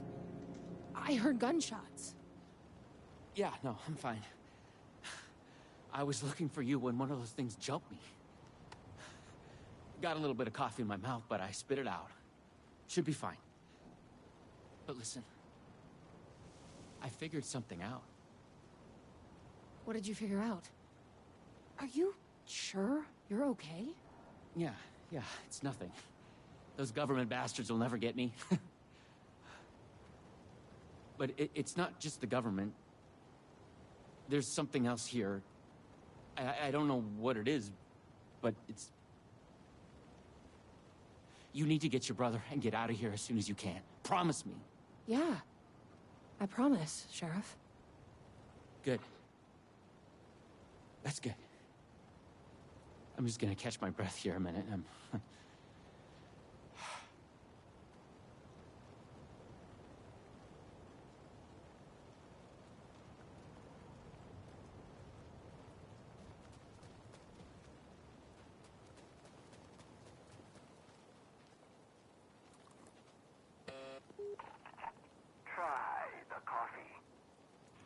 Hey there, Babs. Good morning to you as well.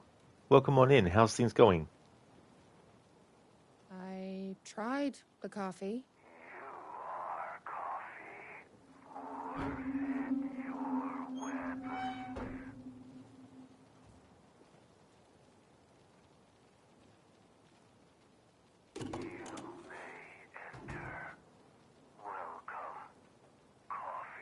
Here we go. You ready? Glad one of us is. It's a shame the commands aren't working because I would have done Detroit become coffee.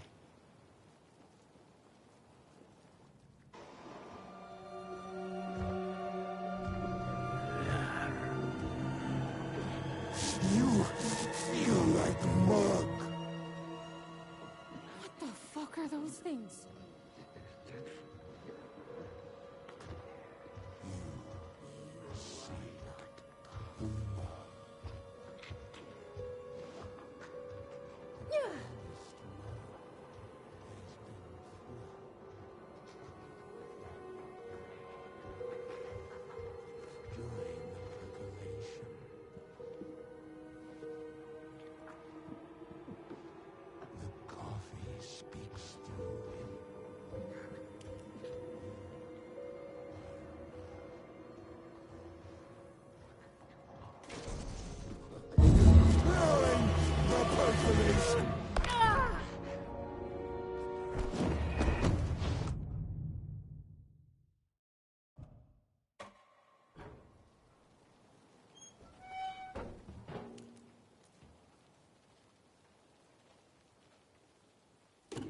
Babs, you great, thanks. You had a fab time at a wedding last night.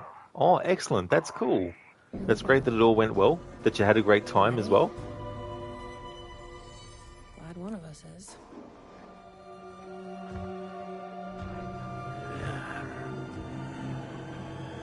You are a rogue being.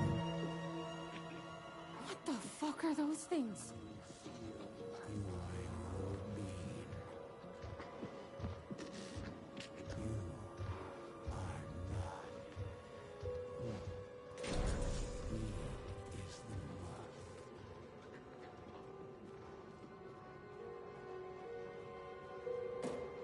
A key. Probably worth holding on to.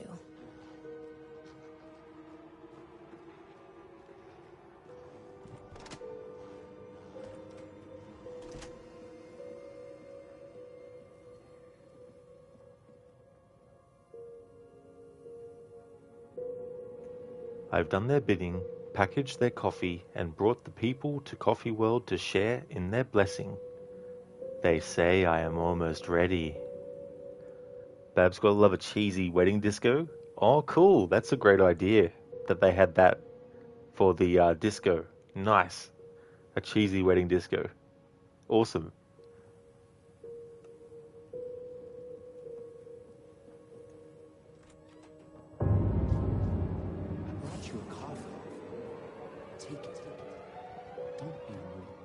Sheriff?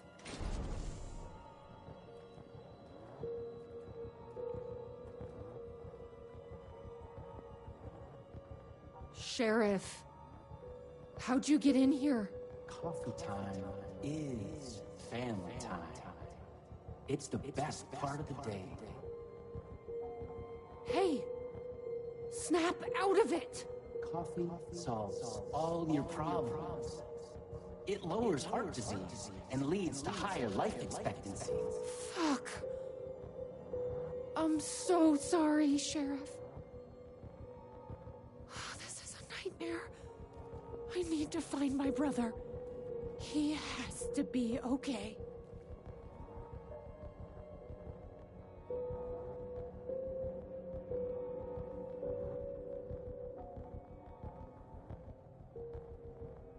Coffee beans are actually the seeds of coffee berries.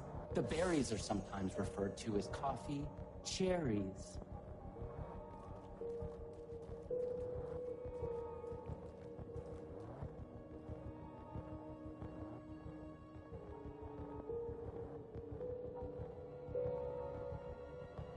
Try the coffee.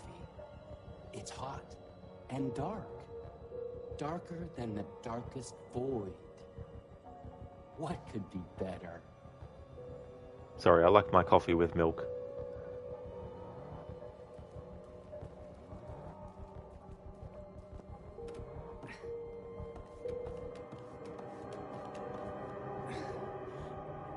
What the hell?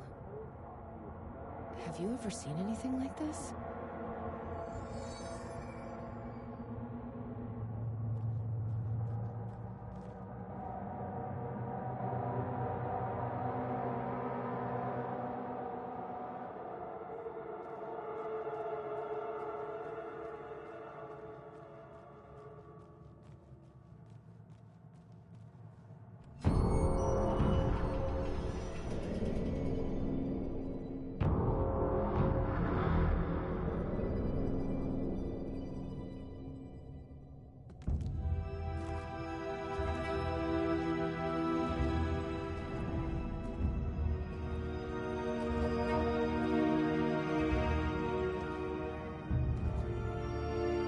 This isn't the government.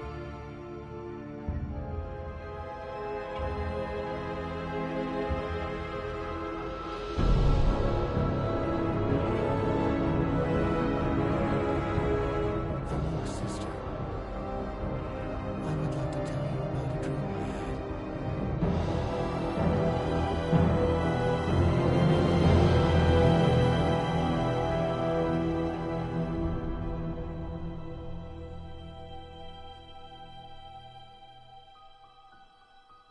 A conspiracy within a conspiracy. How can one expose a lie when the truth exists beyond our wildest imagination? Who can ever truly know how deep the rabbit hole goes in Night Springs?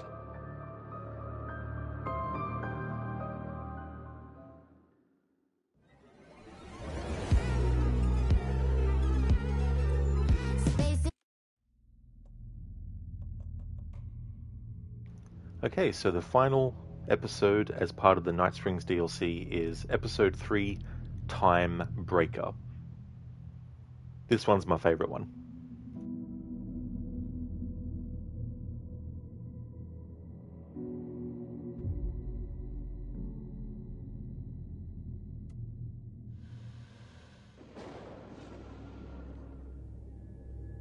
We often look back and wonder, what if? What if the path not taken had in fact been our charted course? Would we be happier? Or are we, with our set of choices behind us, the lucky ones? And what if nothing would be different? What if, for some of us, our destiny across the endless number of versions of ourselves has been defined and locked beyond any causality of circumstance, beyond the forces in any one reality, but across all realities? For one man, the magnetic pull of destiny is so great it breaks time and space. We join this lone operative, many versions of him in fact, as he chases his nemesis, a dangerous being known as the Master of Many Worlds. Across the multiverse, across the many versions of a city that is always the same, yet always different. in Night Springs.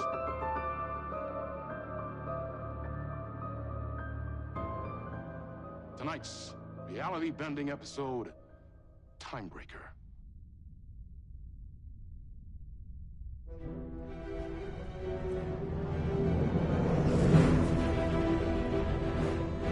No matter how many parallel realities I need to brave, how many lives, how many versions of me it takes, I will stop it, and I will come back for you, my love. Everyone, take 5.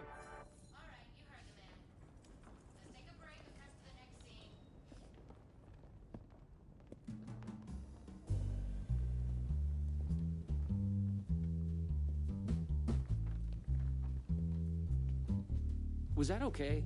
I mean, I can do more. I can do less. Yes, yes, yes. Sean, I'm really happy. Let's talk. I love your instinct on this, but we can still push this further. Immerse ourselves into this story. Believe in it. Make it crazier, wilder. Da-da-da.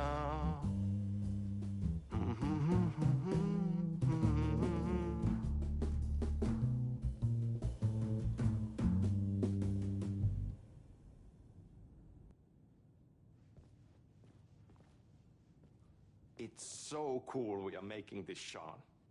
Let's dive in.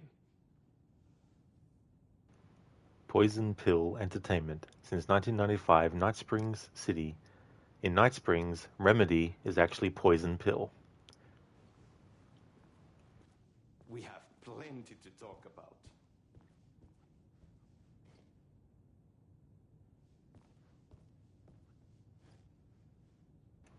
Imagine doing this in real life. As an actor, your director's like, let's talk, and then you're like, I can't wait to tell you more.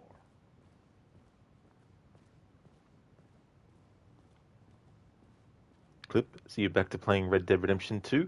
Excellent. I love that game. I was so eager to good. hear what Sam had to say. This project was shrouded in mystery.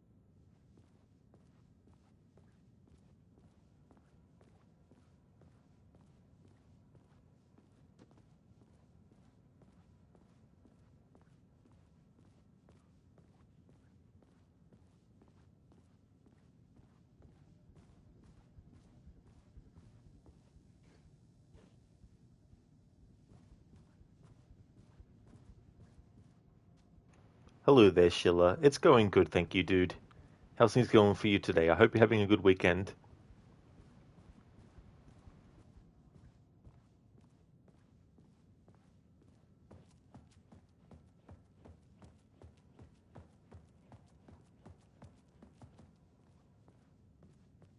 You going good? That's excellent. Glad to hear that, dude. I would be doing Splinter Cell, but the commands aren't working, and I want to be able to use the command for when I fail a mission, so that I can actually show in chat while I'm playing it that I'm actually counting properly. So yeah. If it gets sorted by the time I finish this DLC, this is the 3rd episode of 3, if it's working by that time, then I'll just do a stream of Splinter Cell. But if not, I might decide to stream something else as well. But we'll just see how it goes.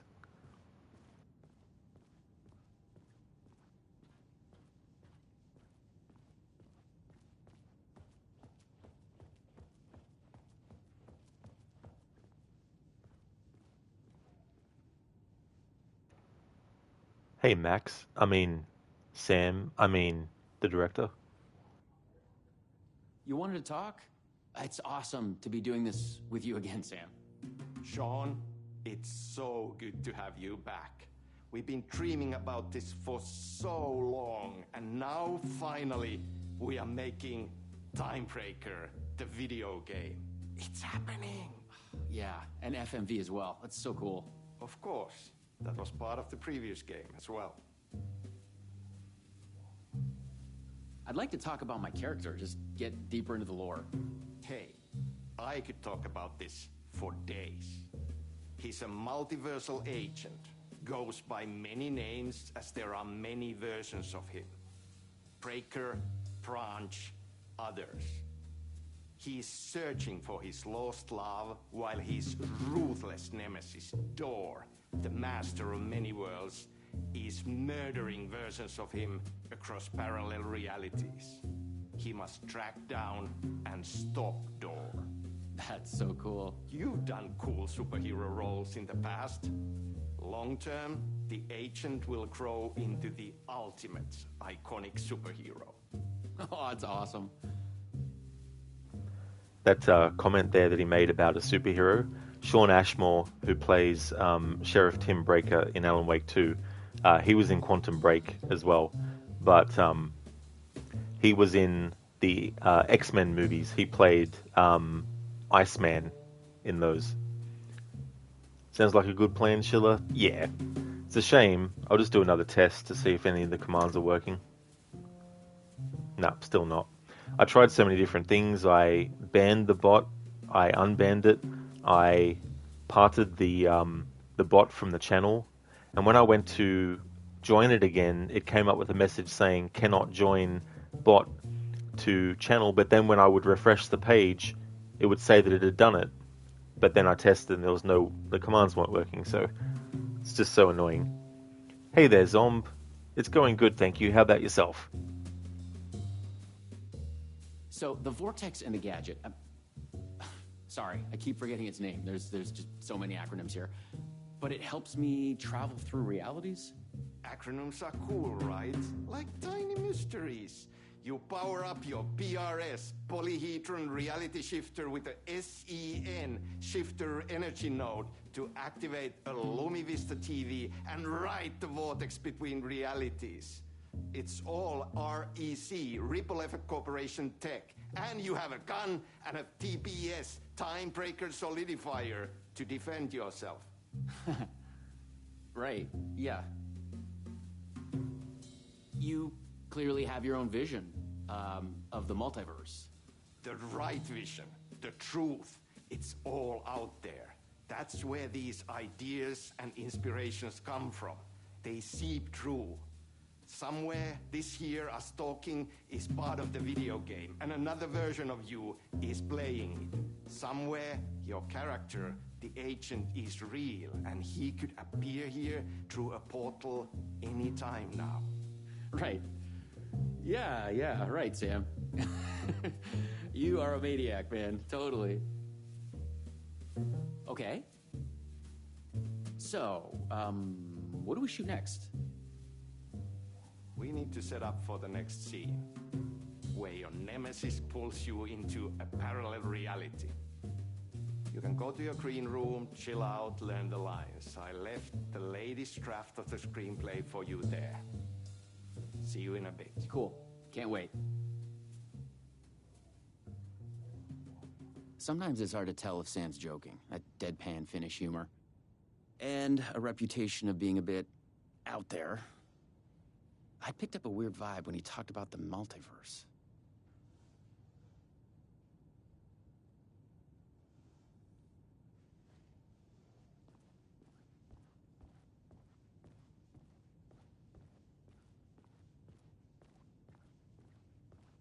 Zomb, you're finding yourself tossing and turning in your sleep and hard to stay asleep, but on the plus side, you have a sweet little pup dude snuggling up with you.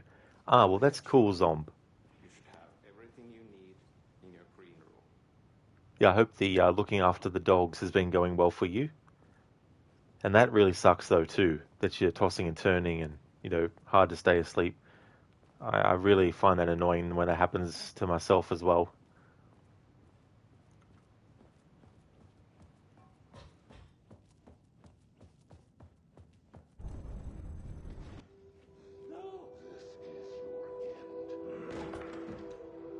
What the fuck was that? Hello?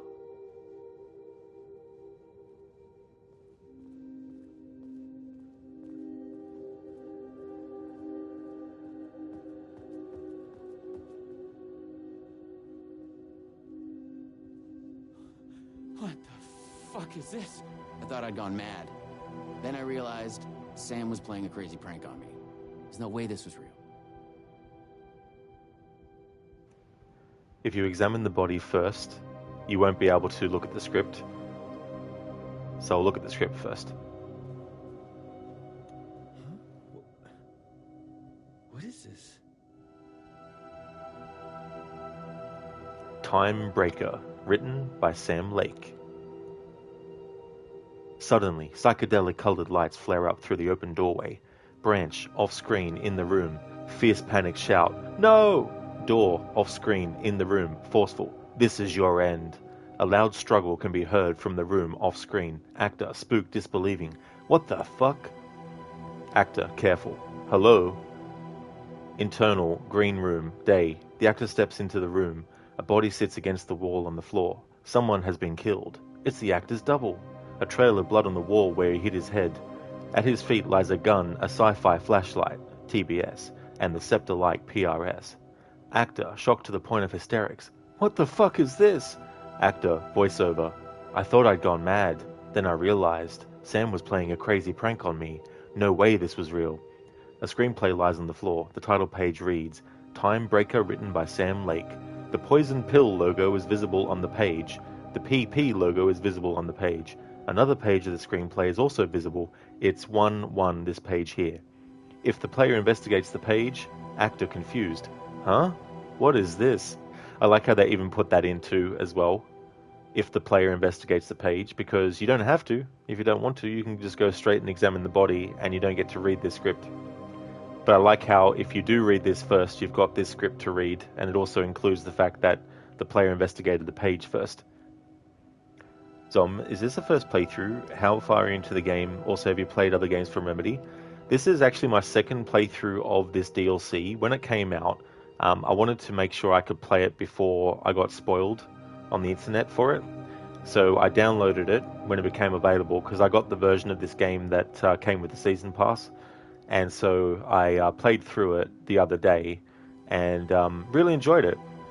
And I was going to do a stream of this in October when I do my Alan Wake 2 playthrough, but because there was an issue with the commands on Stream Elements, and I'm doing a playthrough of Splinter Cell where I need to actually put in a command for when I mess up for the challenge, I decided to do a stream of these instead on their own. But yeah, the commands still haven't started working. If they do, by the time I finish this, which I doubt, but if they do, then I'll be able to jump back into Splinter Cell. But if it doesn't, I'm just going to come up with something else that I can stream. But I have played, not all their games. I haven't played Death Rally, which was their first game. I haven't played all of Max Payne 1. I played up to probably the 7th or 8th level, I think, and never finished it. Haven't played 2 or 3. I know 3 is Rockstar by that point, but I've played Quantum Break, and I've played Alan Wake 1, and I've played Alan Wake 2, and I've played Control as well. I think that's all. Well, I've played Alan Wake's American Nightmare as well. That's more of a small-scale game, but it's still a game nonetheless that they've done. And as for how far I'm in, this is actually the third and final episode of the DLC. Each episode you play as a different character, and they're all part of the fictional show in the Alan Wake universe called Night Springs.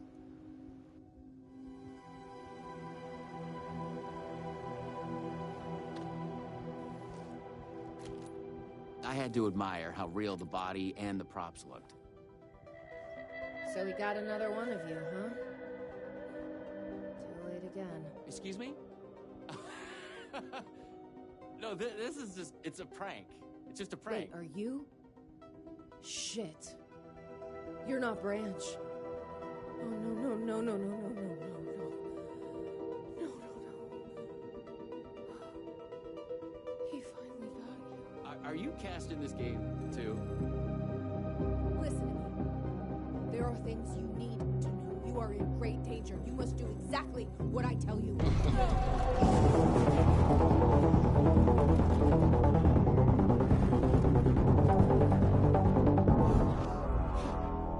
What the fuck? What the fuck? I blanked out and I was suddenly someplace else. I'd had gaps in my memory before, but That's the movie star lifestyle for you. This was something else entirely.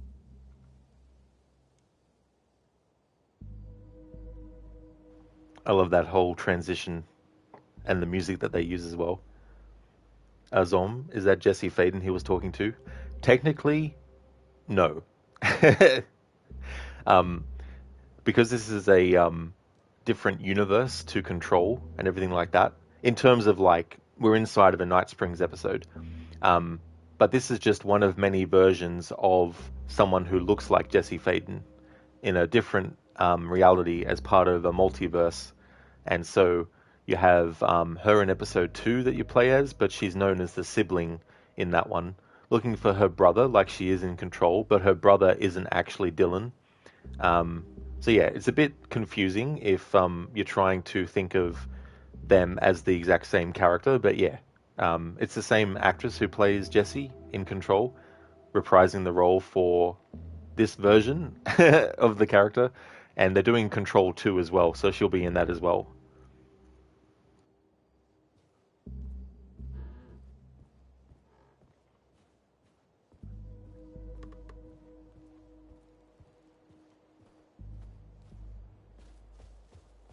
The last thing I remembered was the red-headed woman at the door. She looked familiar. She was trying to tell me something, and then it went dark. It felt like a dream. Think, man. I need to get out of here. A psychotic episode? Or was the multiverse true after all? Did Sam do this? An elaborate hoax? Off-the-wall, method-acting reality show? It had gone way too far. Okay. Yeah, let's go with that. Act like this is true. Okay? I'm an actor. I can do this. And once it's over, we'll have a good laugh. And then I will punch Sam in the face.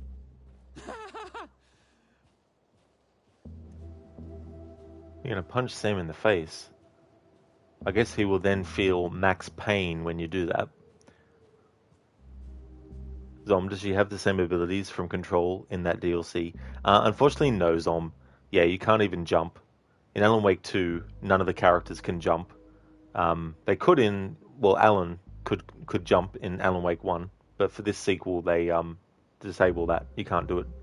So yeah, she doesn't have the power, like the mind control, the telekinesis and all that kind of stuff, unfortunately.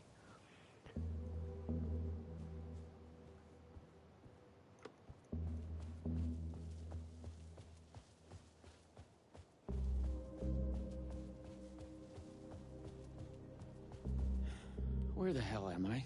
More multiverse nonsense. But I was committed to play along. Danger, Night Springs City Park, Parallel Reality Bleed Zone, Cross-Dimensional Anomaly, No Trespassing, Authorized REC, Personnel Only. Zomdang got nerfed, absolutely. And the thing about this game too is when you have your flashlight, if your flashlight runs out of batteries, and there's an enemy just about to hit you, the game prioritizes finishing out the animation for automatically recharging your battery instead of letting you aim and shoot. So you get situations where you are reloading the battery and an enemy's coming at you and you might be low health, but you can't react to shoot quick enough because the game is still reloading your flashlight, and so you get killed. You know, things like that as well. There's also, like, if you get knocked down, you have to wait for the animation of getting back up to play first before you can even move again or dodge. You know, so an enemy can basically, you know, keep stun locking you and stuff. So yeah, I'm not really a big fan of the changes that they made to the combat for Alan Wake 2. I prefer Alan Wake 1's stuff. And while it is good that you can sprint without running out of breath in this game, the speed at which you sprint in Alan Wake 1 is way faster than the jog that you do in this. So they really went for what Resident Evil 2 Remake and 3 and 4 did, where you can't really run as fast as you could in the original versions of those games. And so yeah, in Alan Wake 2... I needed to find an energy node and use this rod thing with it, the PRS, was it? And look for some kind of TV to get the hell out of here. For Alan Wake 2, they don't let you run as fast.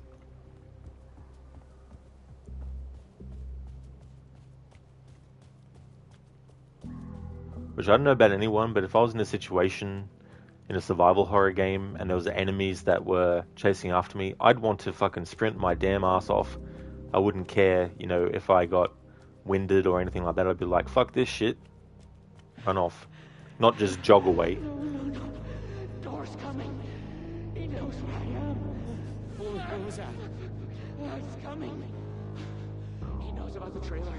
I need to hide the energy node. I need to get it away from the trailer. Away from the TV. No! God! No! Oh my God!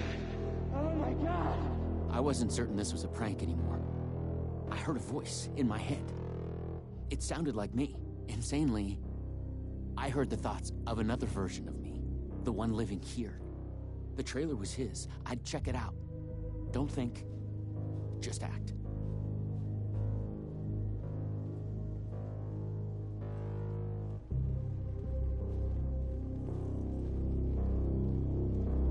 The music in this episode gives me John Carpenter movie vibes.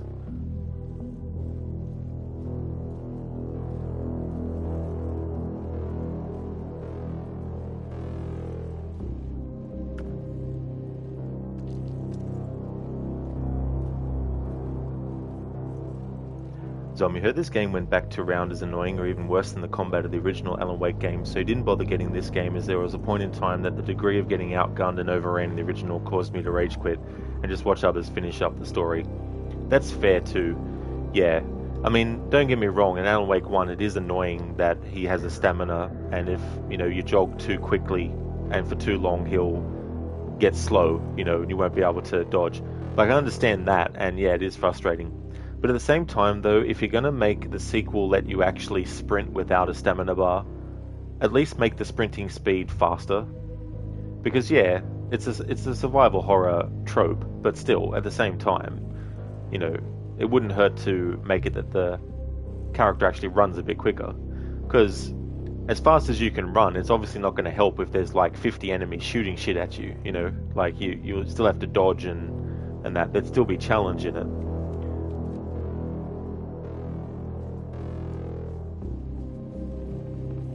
Luma Vista TV. According to what Sam had said, I needed the energy node. The other me had hidden it away from this trailer.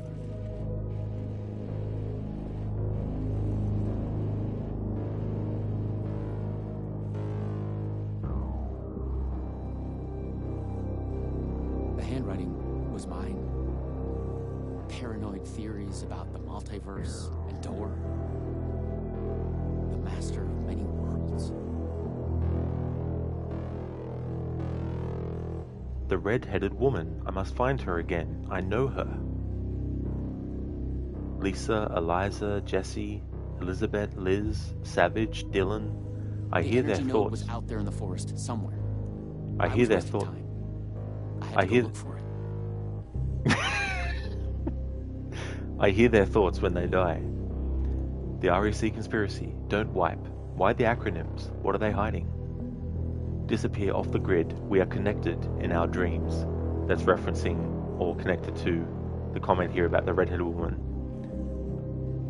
Am I the chosen one? I must be careful. Find a way to break through. Killing us. Not dead. Something worse.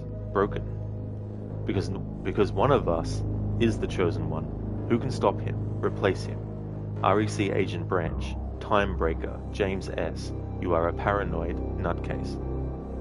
Who is the master of many worlds? Darling's book. He's pulling the strings. I must hide from him. Door? Me? Another me? Someone else? He who wrote this. String theory. Multiverse. Why is he after me? After us. He is coming. Polyhedrons are the key.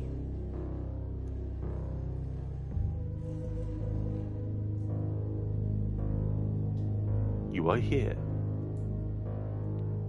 Zombie would have preferred they modelled combat in this game off how they did things in the American Nightmare DLC. If not, use that as a base and improve on it so as to keep it familiar but an improvement.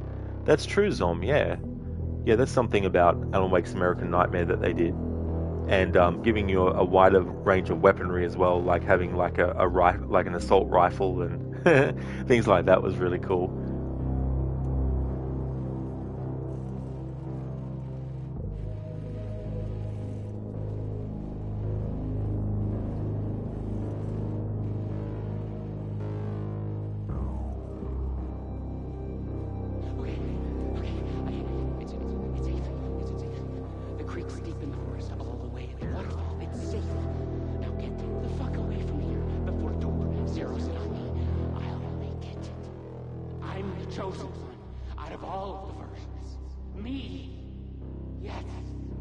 Yes! He's hidden the energy node at the creek in the forest. I have to find it.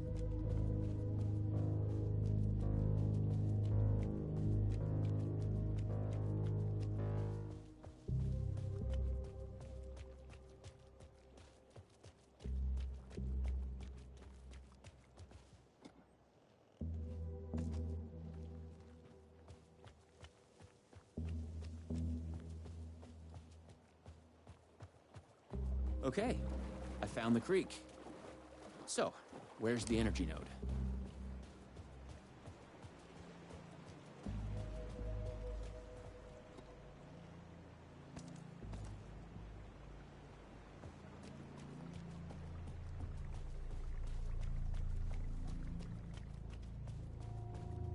There. Just like in the video game.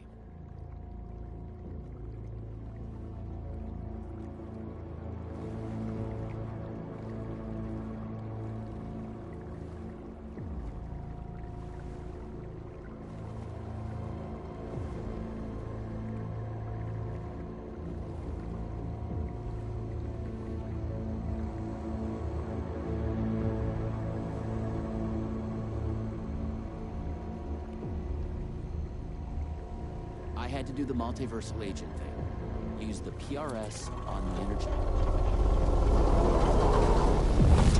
The PRS was charged now. I had to get back to the trailer and the TV.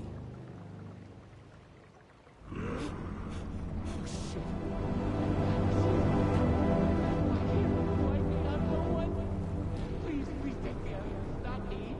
You can't escape. I am everywhere.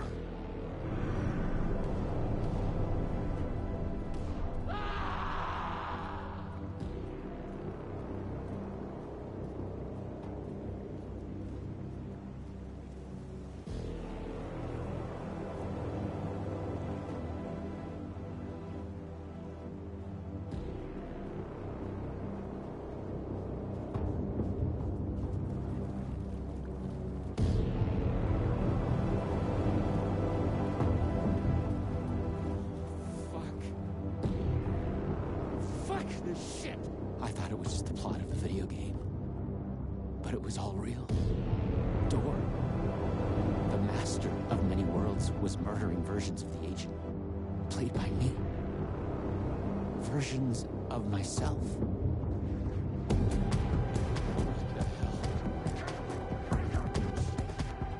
Don't try anything. Guys, look.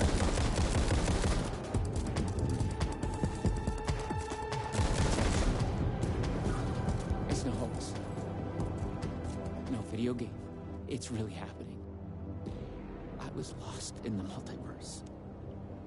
I had to become the role to survive. Be the agent. I had to get back to the trailer and the TV. Use my PRS on it.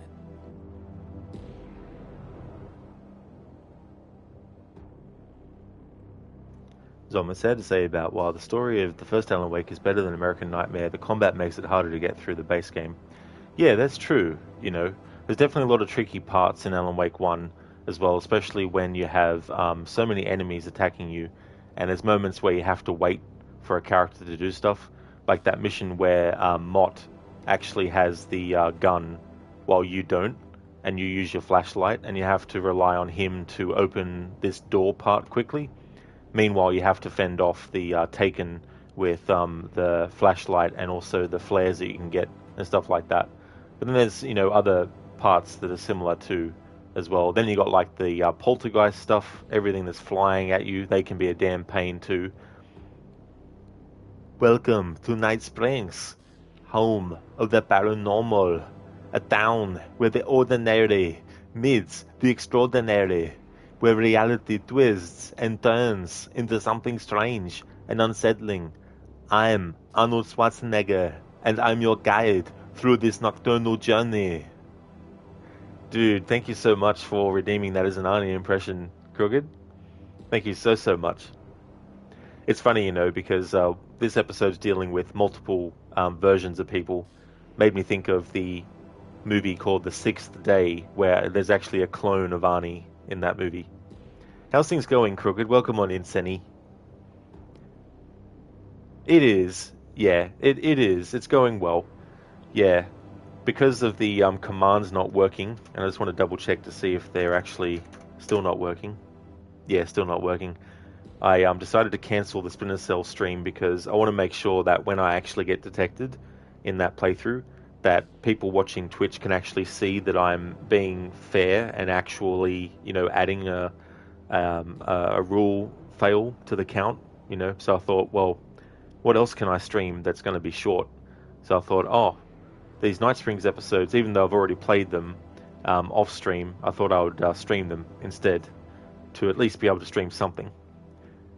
Yeah, Crooked. It's not one of his best movies, I would say, but if you're a fan of his stuff, I'd still recommend just checking it out as well. But yeah, it's kind of like a bit of a futuristic thing.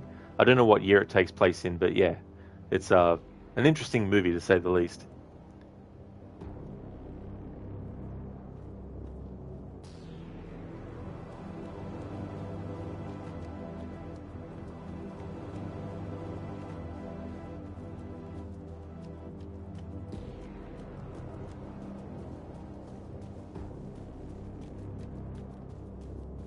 Dora would be coming for me next. I didn't want to face him. Fuck that. But I couldn't shake the feeling that it was inevitable.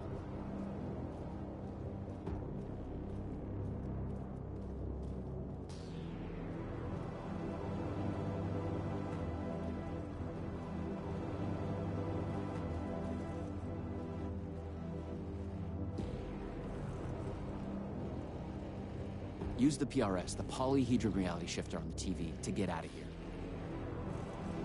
I felt a strange pull from the vortex on the screen. I was afraid that wherever it would take me, I was going to run into this door person. But I couldn't stay here either.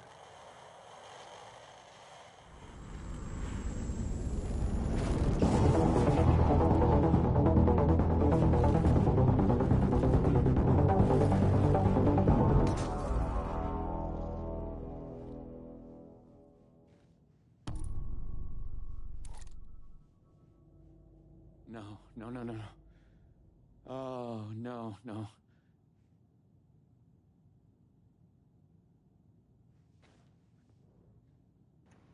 Welcome to Night Spring City's Ocean View Hotel. Enjoy your stay.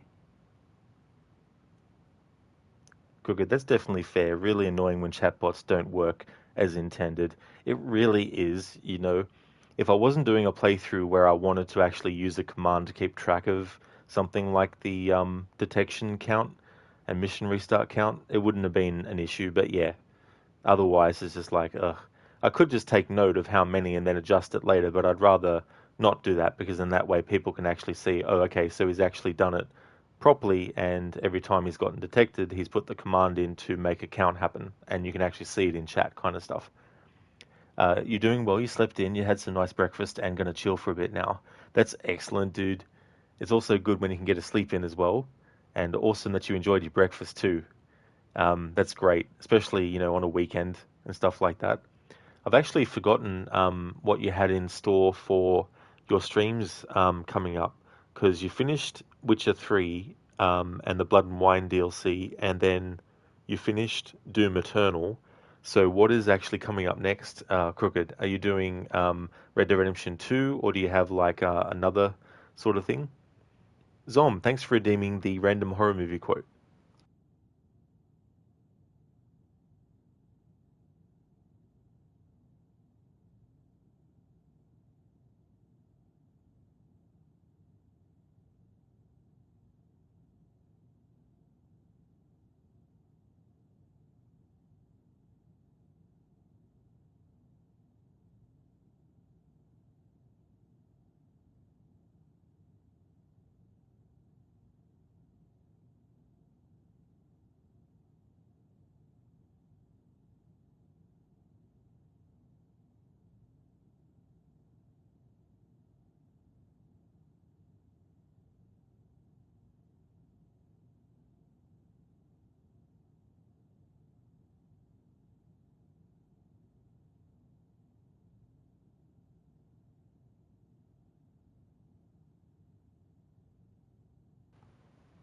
Do you want to know the problem with places like this? With religion in general. It's never known how to convey the anatomy of horror. Religion seeks discipline through fear, yet doesn't understand the true nature of creation. No one's ever believed it enough to make it real. The same cannot be said of my work. So that's from the movie In the Mouth of Madness. Considering I mentioned John Carpenter not long ago, I thought I would choose that. It's one of his movies. And basically, it's about a horror writer whose works of fiction actually start to become true and affect people who read the books. Plus, it's also an apt one to choose because of the nature of Alan Wake being a similar thing where his writing comes true. Thanks for redeeming that, Zomb. So Remedy definitely is pulling their own version of the Doctor Who time vortex and theme song with that Black Hole FX. Question is, did BBC take notice?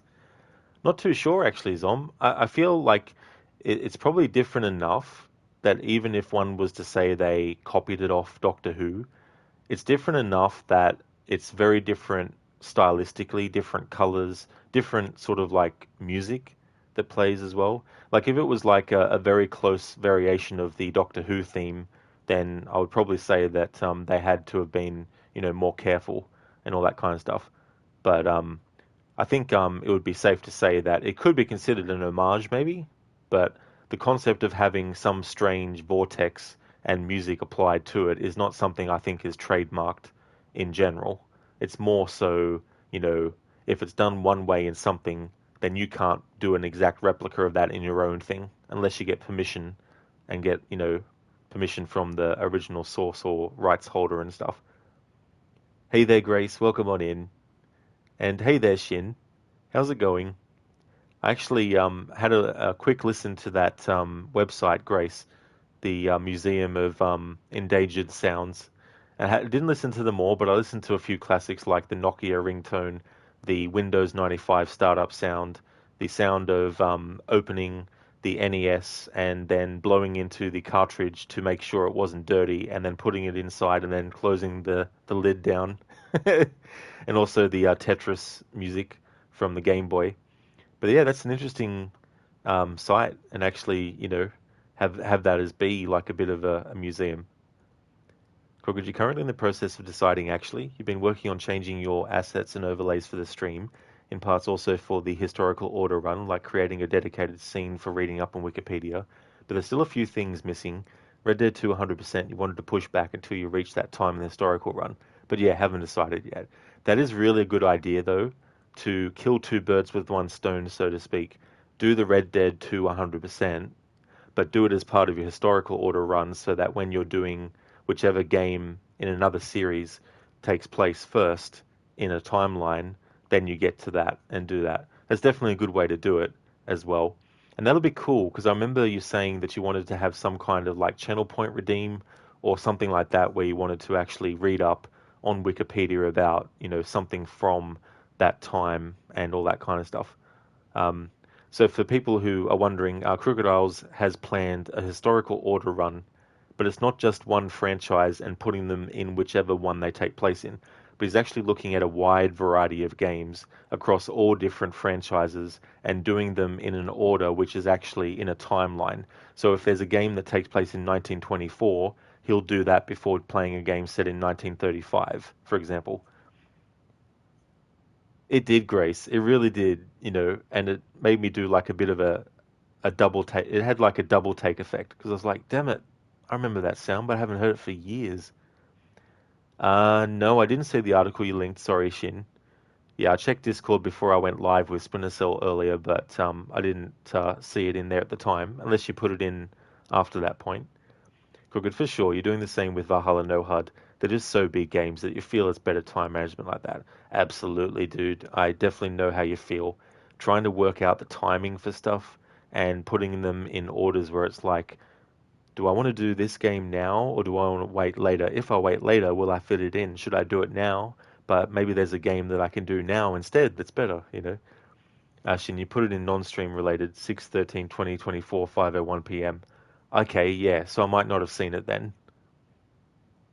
Oh, you put it on the 13th of June. Yeah, I have to have a look at that.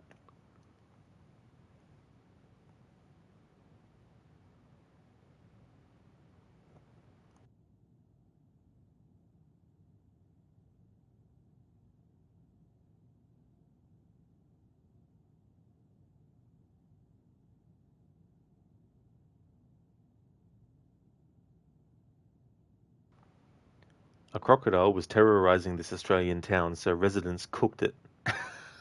A remote Australian community has taken revenge on a massive saltwater crocodile by eating the 3.6 meter, 11.8 foot beast blamed for devouring pets and chasing children. Welcome to Australia.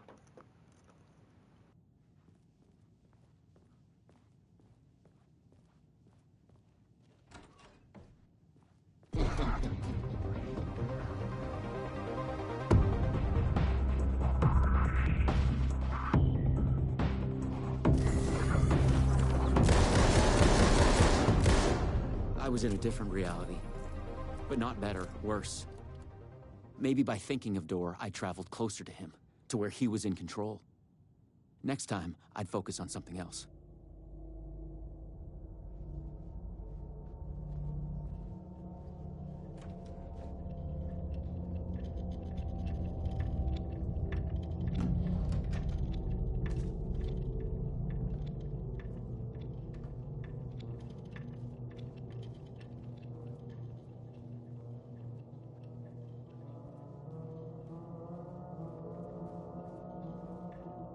The clocks showed the way. They'd guide me through to get what I needed. Okay, you got this. Find another node, another TV.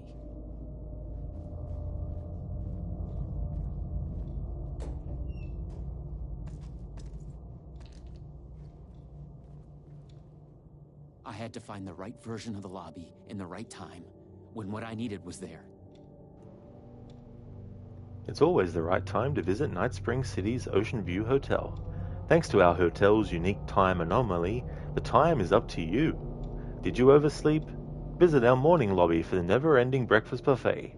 Craving one of our delicious signature cocktails? Stop by the 6 o'clock lobby, where happy hour is always in full swing. Just follow the clocks to the time of your choice. At the Ocean View Hotel, the right time is only a door away.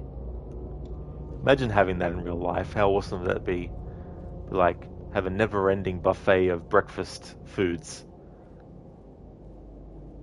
Now I feel like going and having, you know, like a cocktail or something. Let's go to this part where it's automatically that time. You don't have to actually literally wait until that time for that area to become available. One of the many reasons why this episode is my favorite is because of the time travel stuff. I'm a sucker for time travel stories.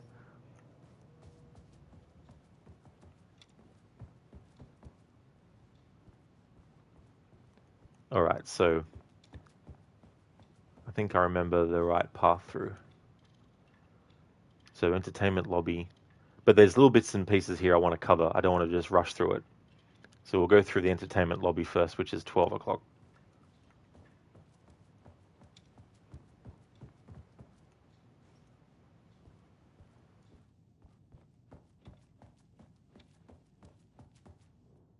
The same warning sign as before. It made me think the fabric of this place was unraveling. Danger. Something to do with Door? Danger. Night Spring City, Ocean View Hotel, Reality Bleed Zone, Cross-Dimensional Anomaly, no trespassing. Authorized REC personnel only.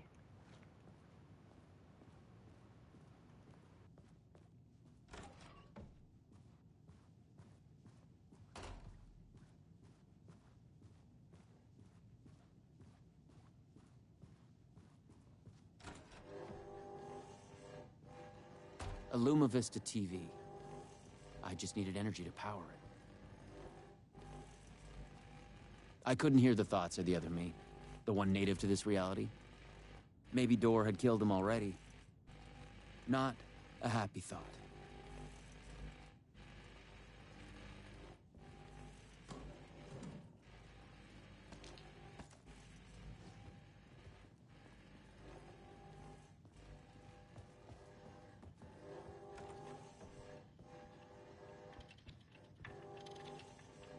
No one at Poison Pill had mentioned they'd made a comic book of their game. But then, maybe Poison Pill didn't even exist in this reality. I was in a comic book. Funny. Poison Pill is a play on Remedy. Obviously, the opposite of something that remedies something is something that causes pain or causes sickness.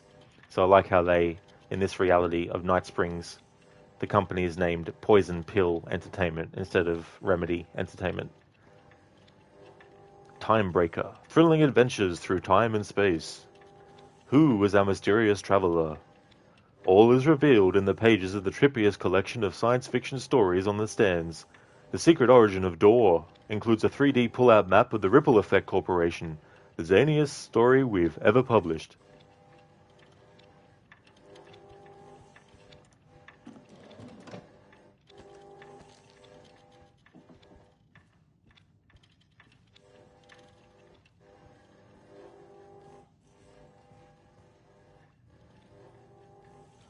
Alright, so now we're going to go to the Tango lobby, which is 3 o'clock.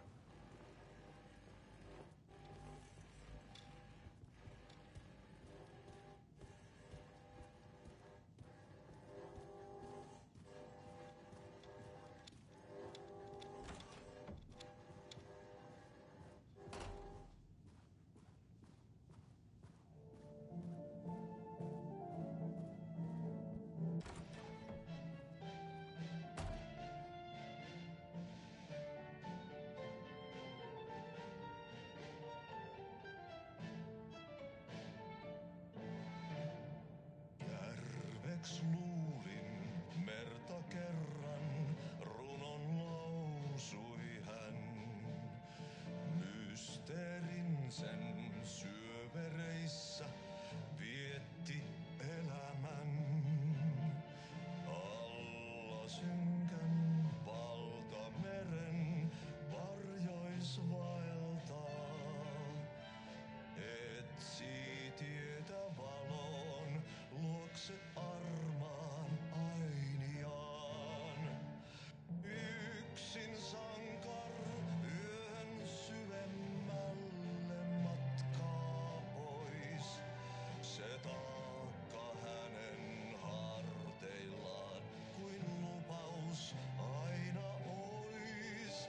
Täs pelissä tää narri lyödään maahan aina vaan hetki kuolos lepo suodaan jo takas kutsutaan.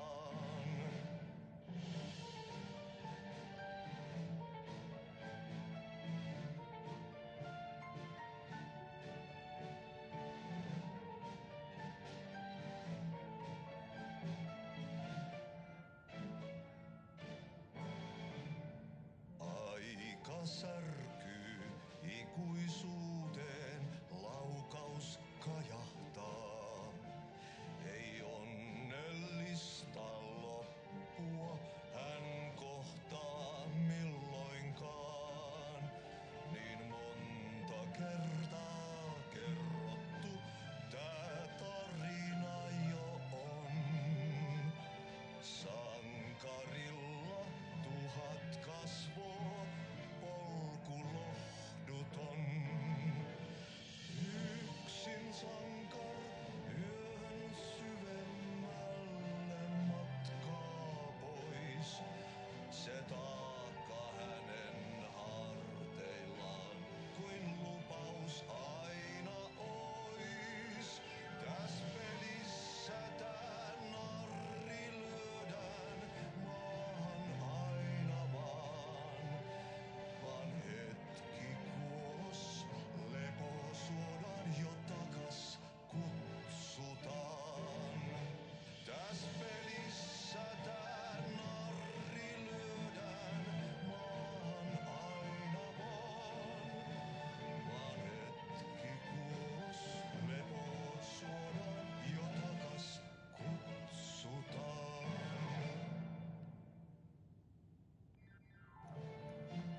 Thank you, Artie, for that great song.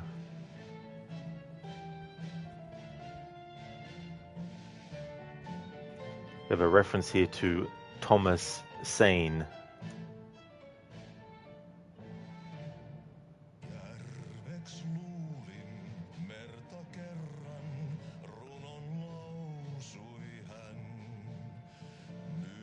I'll just leave that up on the screen just in case anyone who actually understands Finnish writing can actually read what it says.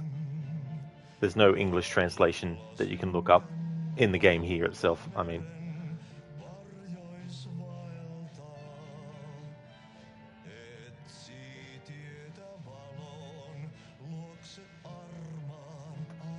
Actually, looking at the title of the movie, Rally, at the end of the word, it makes me think, is that Finnish for Death Rally?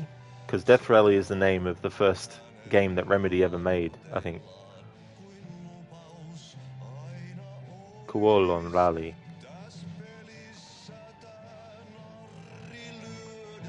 Ah, it is? Excellent. Oh, cool. Yeah, because I just looked at then, because when I played this offline, I didn't really pay much attention to the actual title. But that's cool. Thanks for the clarification, Viking.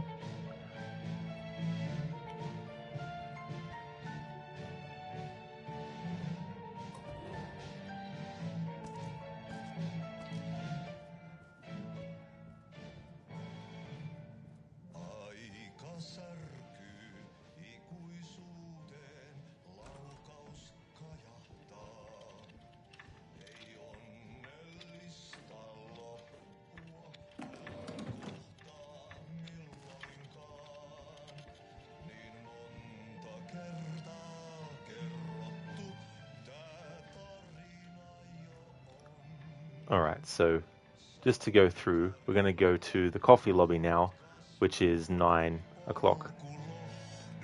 There is an actual order that you need to go to get to the end.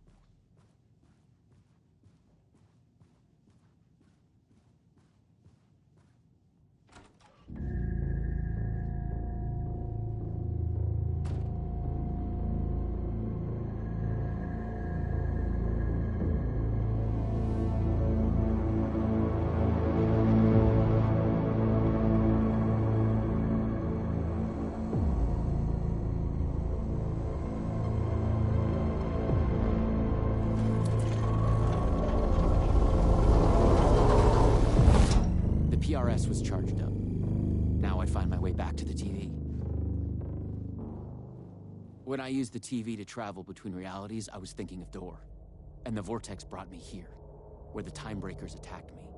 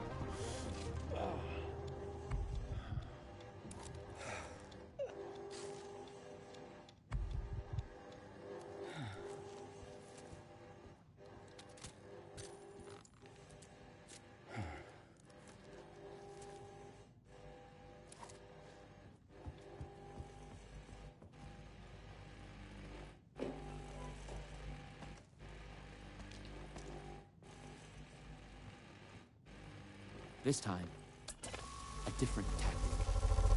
I thought about the red-haired woman. She knew things. If I could find my way to her, she could help. They do, Zomb. Yeah. You had some taken in the first game which could kind of teleport, but in this one they literally go from where you see them to right in front of your fucking face instantly. Which can be very annoying, to say the least. Plus, it's one of those games too where when an enemy is closer to you, it's harder to actually aim and hit them as well. Plus the fact that the game won't let you do certain things before the animation of something else is finished means you're definitely open to be getting killed simply because the game won't let you actually react quick enough.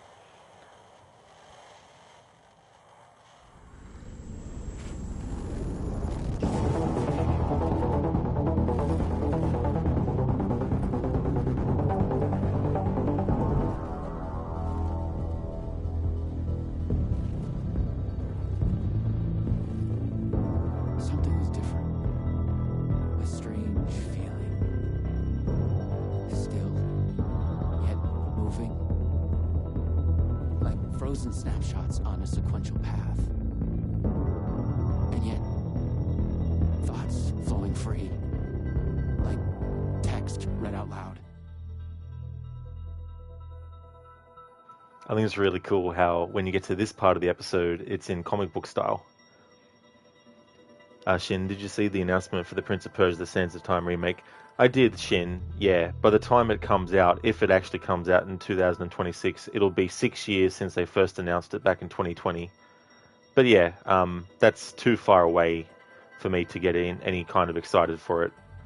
But yeah, it's good that they've actually said now when it's going to come out, but yeah, I wouldn't be surprised if it takes longer than that.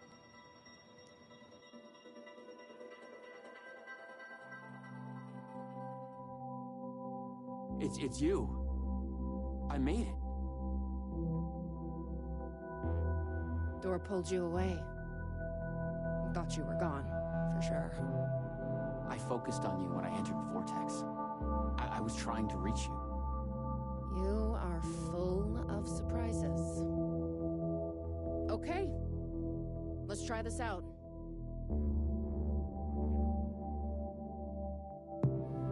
Welcome to the headquarters of the Ripple Effect Corporation. We were making a video game of the multiverse, but now it's suddenly real?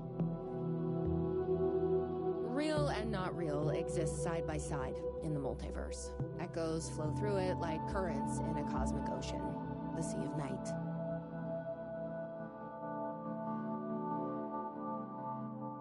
Conceptual, fictional, real, more real than real. Many versions of us all, in hidden interaction, linked by the energies that ripple through realities. One of you is killed in an explosion of dangerous energy, and another one instead gains superpowers. And yet another one meets an alien guardian angel. In one reality, we're not even real. Or as you say, characters in a video game.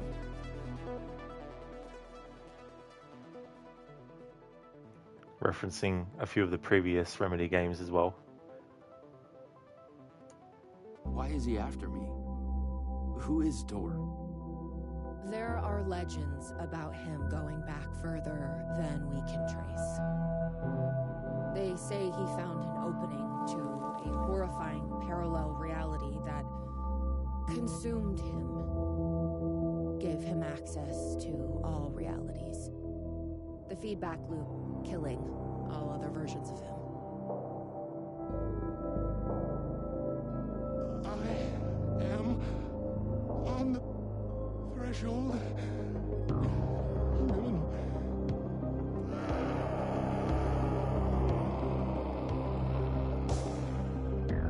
Door everywhere. Indeed, Zom, so meta. In another reality, not even real. Characters in a video game. And in yet another reality, actors who actually exist that are playing a character that is playing someone in a video game. We don't know why, but he sees the versions of you as a threat. He's killing them, bringing them back as time breakers. We thought he was after Branch. Now I'm thinking he's been after you.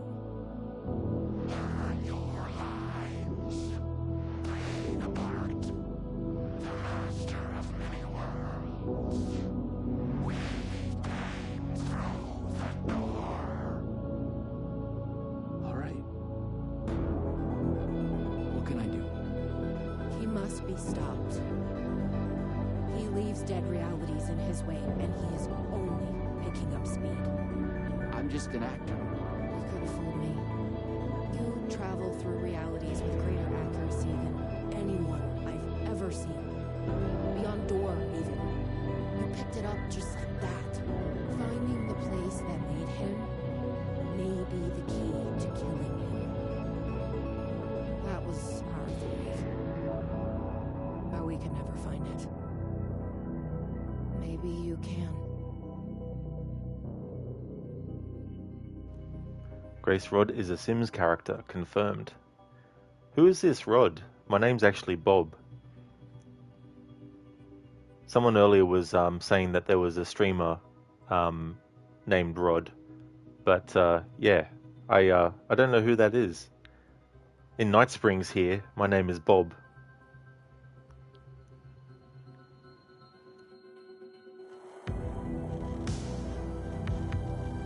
Was there something between you and Branch? What you think you are feeling is just an echo. Some other version of us in some other lifetime. Maybe. You'll come back for me? Maybe. Wish me luck. Luck is just an echo of an event carried over from another reality. Luck is just an echo coming over from another reality. I like that line. Zolman, here you were thinking that the connection to their multiverse was through the Ocean View Motel. Yeah, I think it's one of many kind of like portals, many entrances, many doors that are in the multiverse as well. Because obviously in Control, Jesse Faden goes through the Ocean View Motel as well, I'm pretty sure. Or maybe I'm getting confused with a different name of the motel. Grace, you live in Night Springs? Bro, we're neighbors. You live in Desert Ponds. Desert Ponds. Nice. Nice play on words to make it something similar to Night Springs, but not exactly. Nice.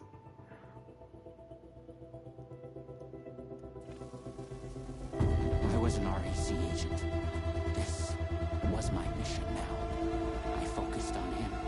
The darkness, the entropy, Door. The master of many worlds.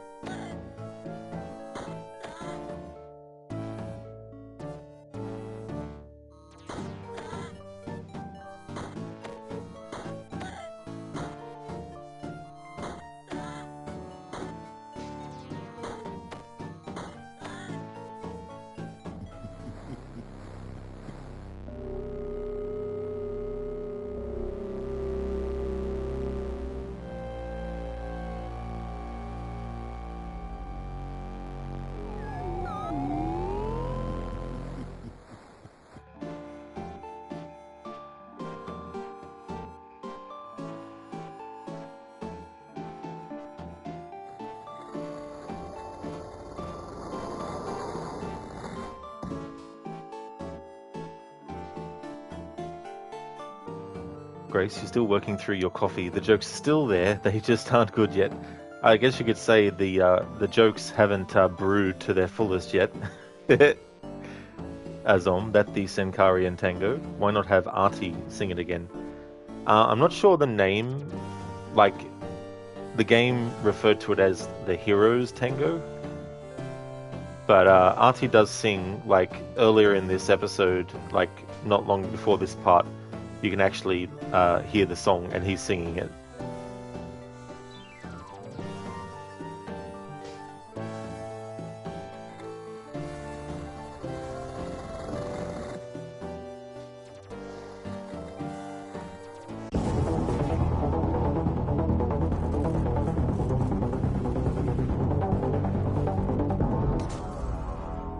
I've been brought to the very edge of the multiverse.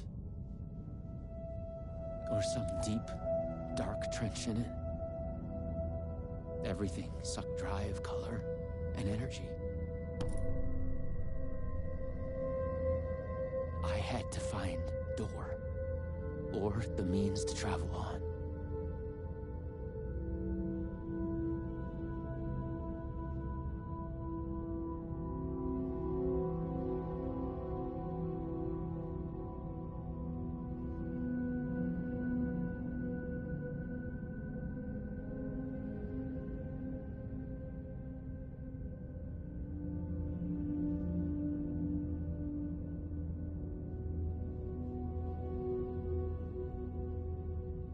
Grace, I fucking hate you. I still love you, but I really fucking hate you. That's the effect of puns. They can definitely have that effect on people when they're used. Puns can sometimes pack a punch.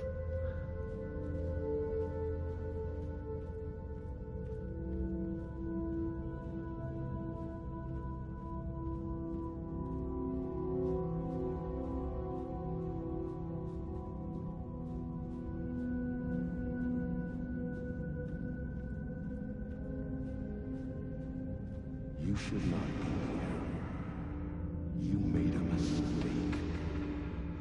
Go to hell.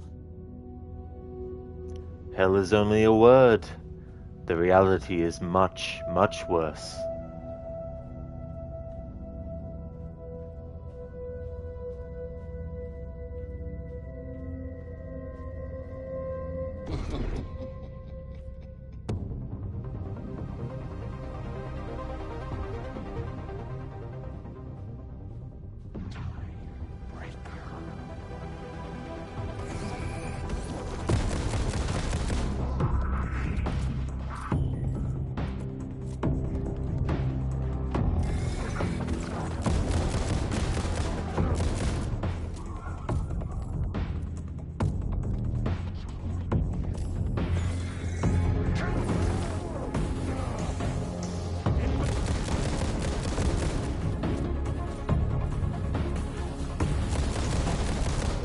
Was Door getting desperate?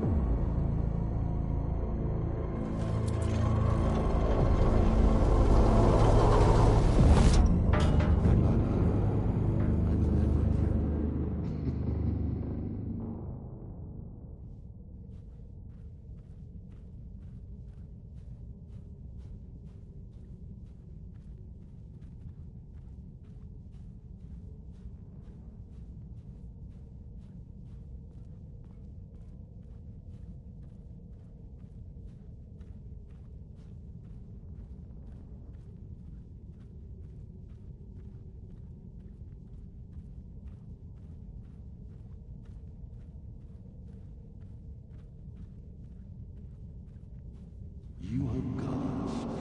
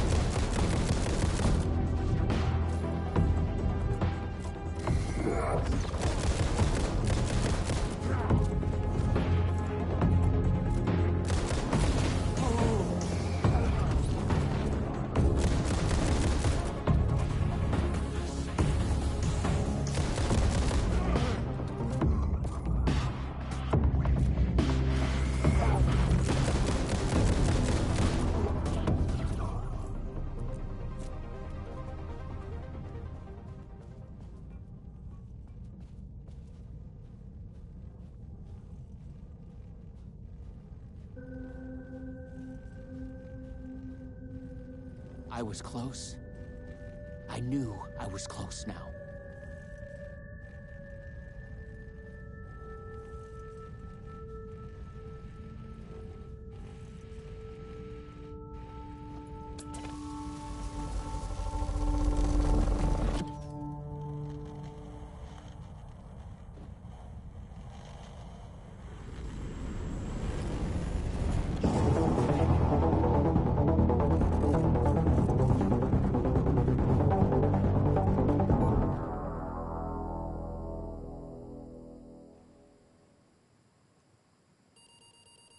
After dreamless sleep, you come to and gradually become aware of the utter lack. There is nothing. Gaspar, you decided to kill off Rachel because she cheated on Eric? Ooh! There we go. So that's your first death in the game that is actually in your control, so to speak. In terms of, like, you know, not the prologue characters. Yeah, it's interesting, you know, choosing that path as well. But yeah, be interesting to see what happens as a result of that for you, Caspar, with that.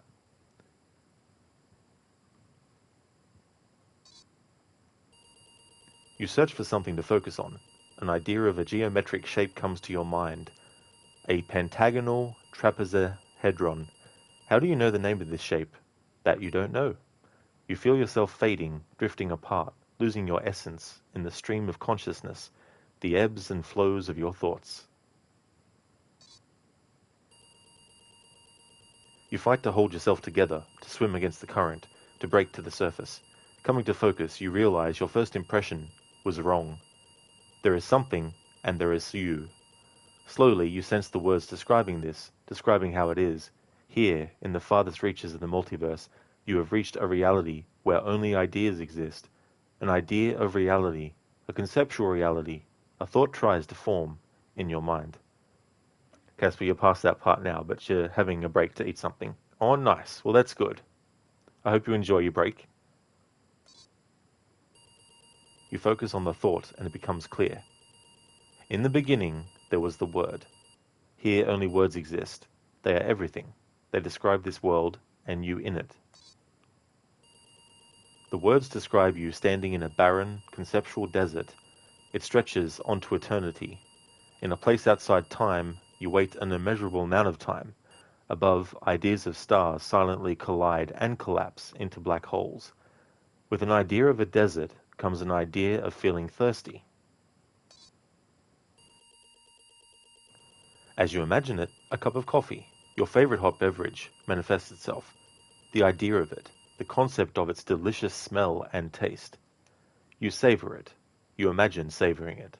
You understand that here your thoughts are as real as anything. You realize you could be trapped here forever. Vaguely you remember that you are on a mission of vital importance. You feel the details of it already dissolving. You must figure out a way to escape before you lose yourself again. When traveling through the vortex, you always had a focal point in mind. Could that be the solution here as well? When I played this off stream, I went with the top choice. This time on stream, I'll go with focus on the red-headed woman. You think of her, and she is there. You are with her. This version of her knows nothing about the multiverse. Her name is Lisa. She is a dancer. She wears a spiral pendant around her neck. You feel a strong pull toward her. She She thinks it's a pickup line, but it makes her smile. There's an echo of it having been said many times across many realities, and that gives it gravity.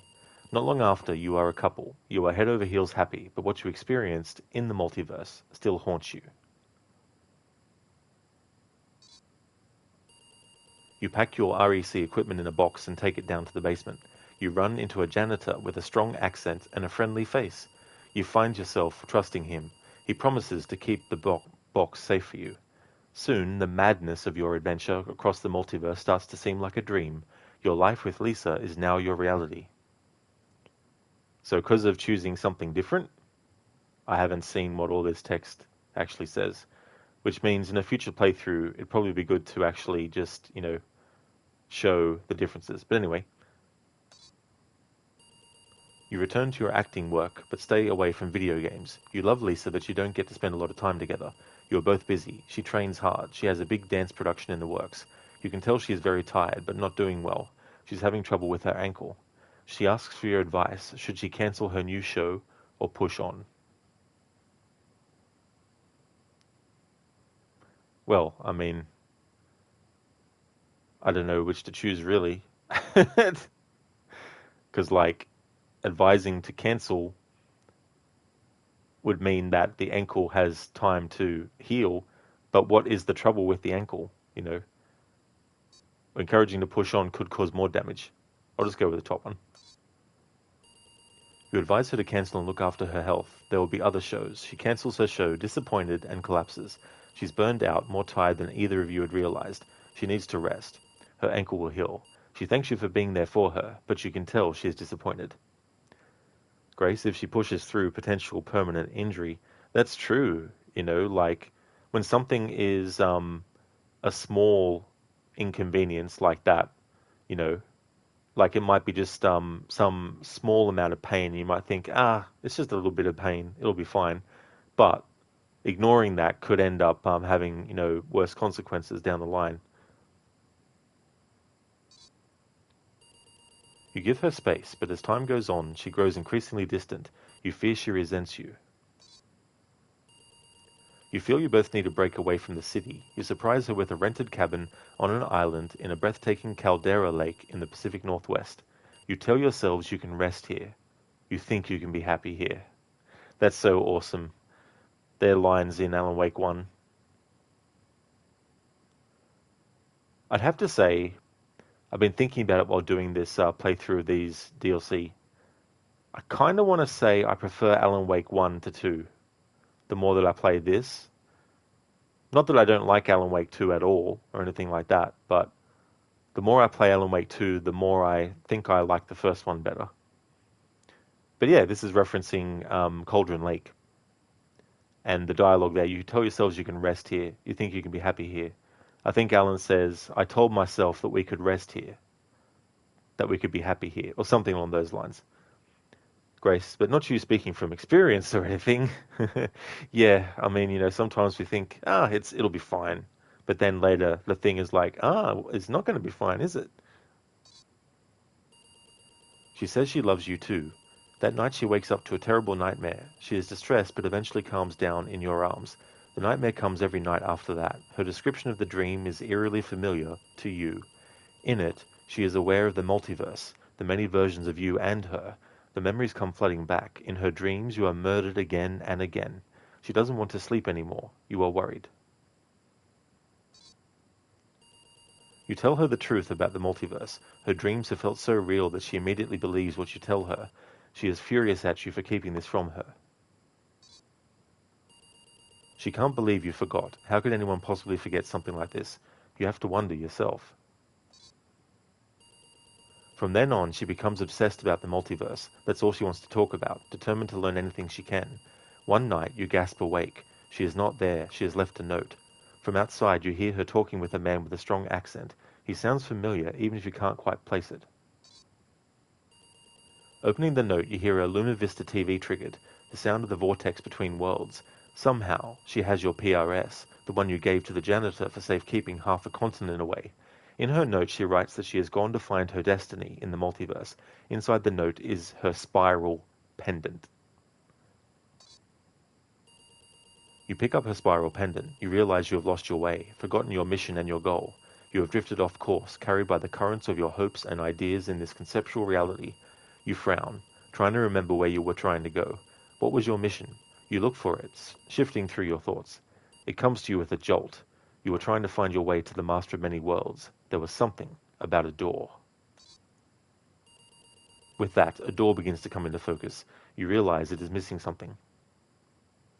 So, in the other quote-unquote version of what's happening in this story here, if you choose what I didn't choose, there's something about a seed and a tree branch, and it's the tree branch that you put on the door to make it become a door handle. So now that I've chosen the opposite stuff, it's now a spiral pendant that is needed to actually open this door. That's kind of cool. And it sort of like works the way that the main story of Alan Wake 2 works, where it's like this, it's not a loop, it's a spiral. There is now a spiral symbol on the door, and with that, the door is fully there. Open the door. The door with a spiral on it, we see it in Control, and we also see it in Alan Wake 2, as well as the Night Springs episodes here as well. In episode 1, when we played as a version of Rose, we actually saw a door with that symbol on it, and when we opened it, it was her version, or a different version of Alan that was in love with her and she was in love with him. You open the door.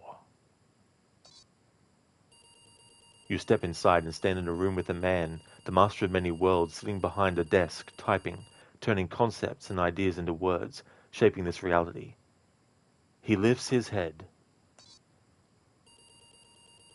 You stare the man in the eye. With a shock you realize that you have made a mistake. You have come to the wrong place. The man, this Master of Many Worlds, is not the one you were looking for. He's not Door. He is someone else entirely. You want to ask him what he knows, but it's already too late.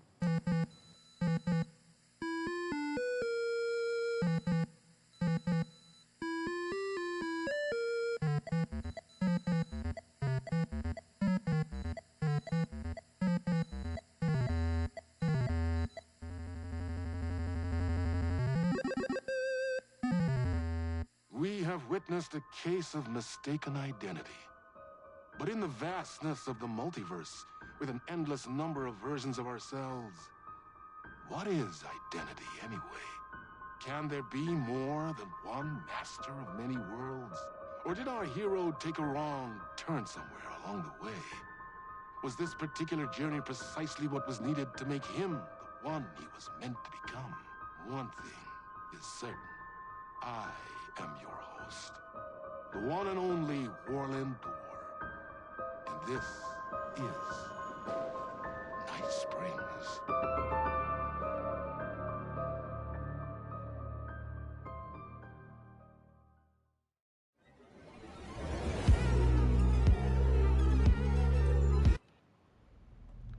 And there we have it. They're the 3 episodes for the Night Springs DLC. The Lake House is a separate DLC that is coming out soon, but I don't know when, because the game came out last year, and we only got the Night Springs DLC this month. So who knows how long it will take for the Lake House DLC to come around. Having played those episodes for the second time now, the first time was off stream the other day, I still think that the weakest one in terms of like gameplay is probably episode 2, but that's only because I don't like maths puzzles in games, and there's a math puzzle you have to solve in that episode.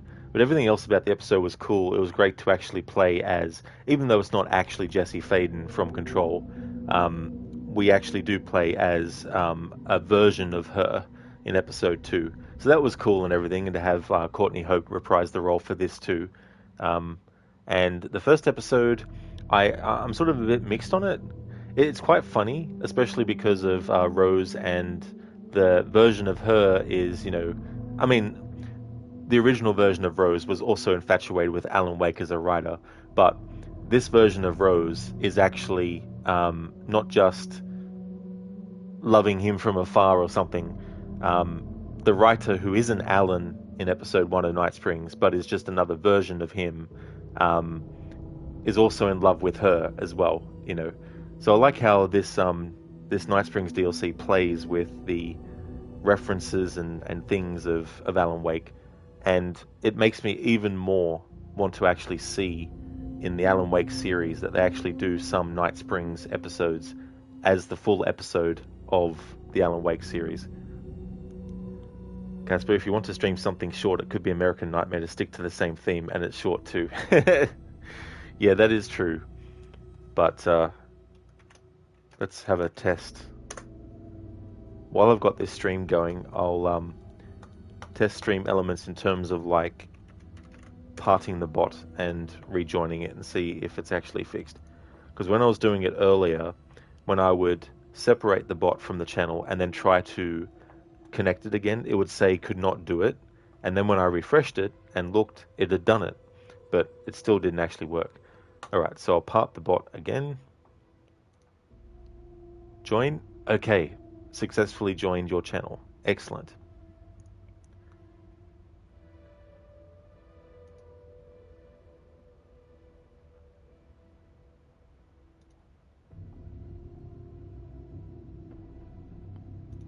Alright, so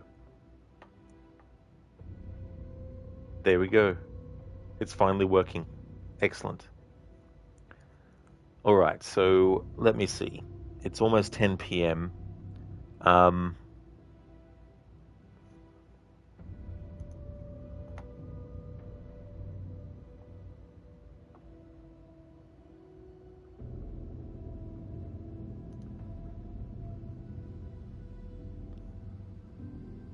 What I might do is I'll do a stream of Splinter Cell, but it'll be a short one because I don't want to go for hours and hours and hours and hours on it. I'll do a few attempts at the mission that I'm on to see if I can get through it, but if not, then I'll just end the stream after a little bit of time. So there we go. So that's good. Stream Elements is working now, which means all the commands that I've got are actually working. Excellent. All right. So I just want to thank everyone for watching this stream. I really do appreciate it. Just thought I would do this because previously the Stream Elements bot wasn't working, and I wanted it working for Splinter Cell. So this is the end of this stream, and I'll be back in about 20 minutes time with Splinter Cell. Thanks for watching. Be back soon.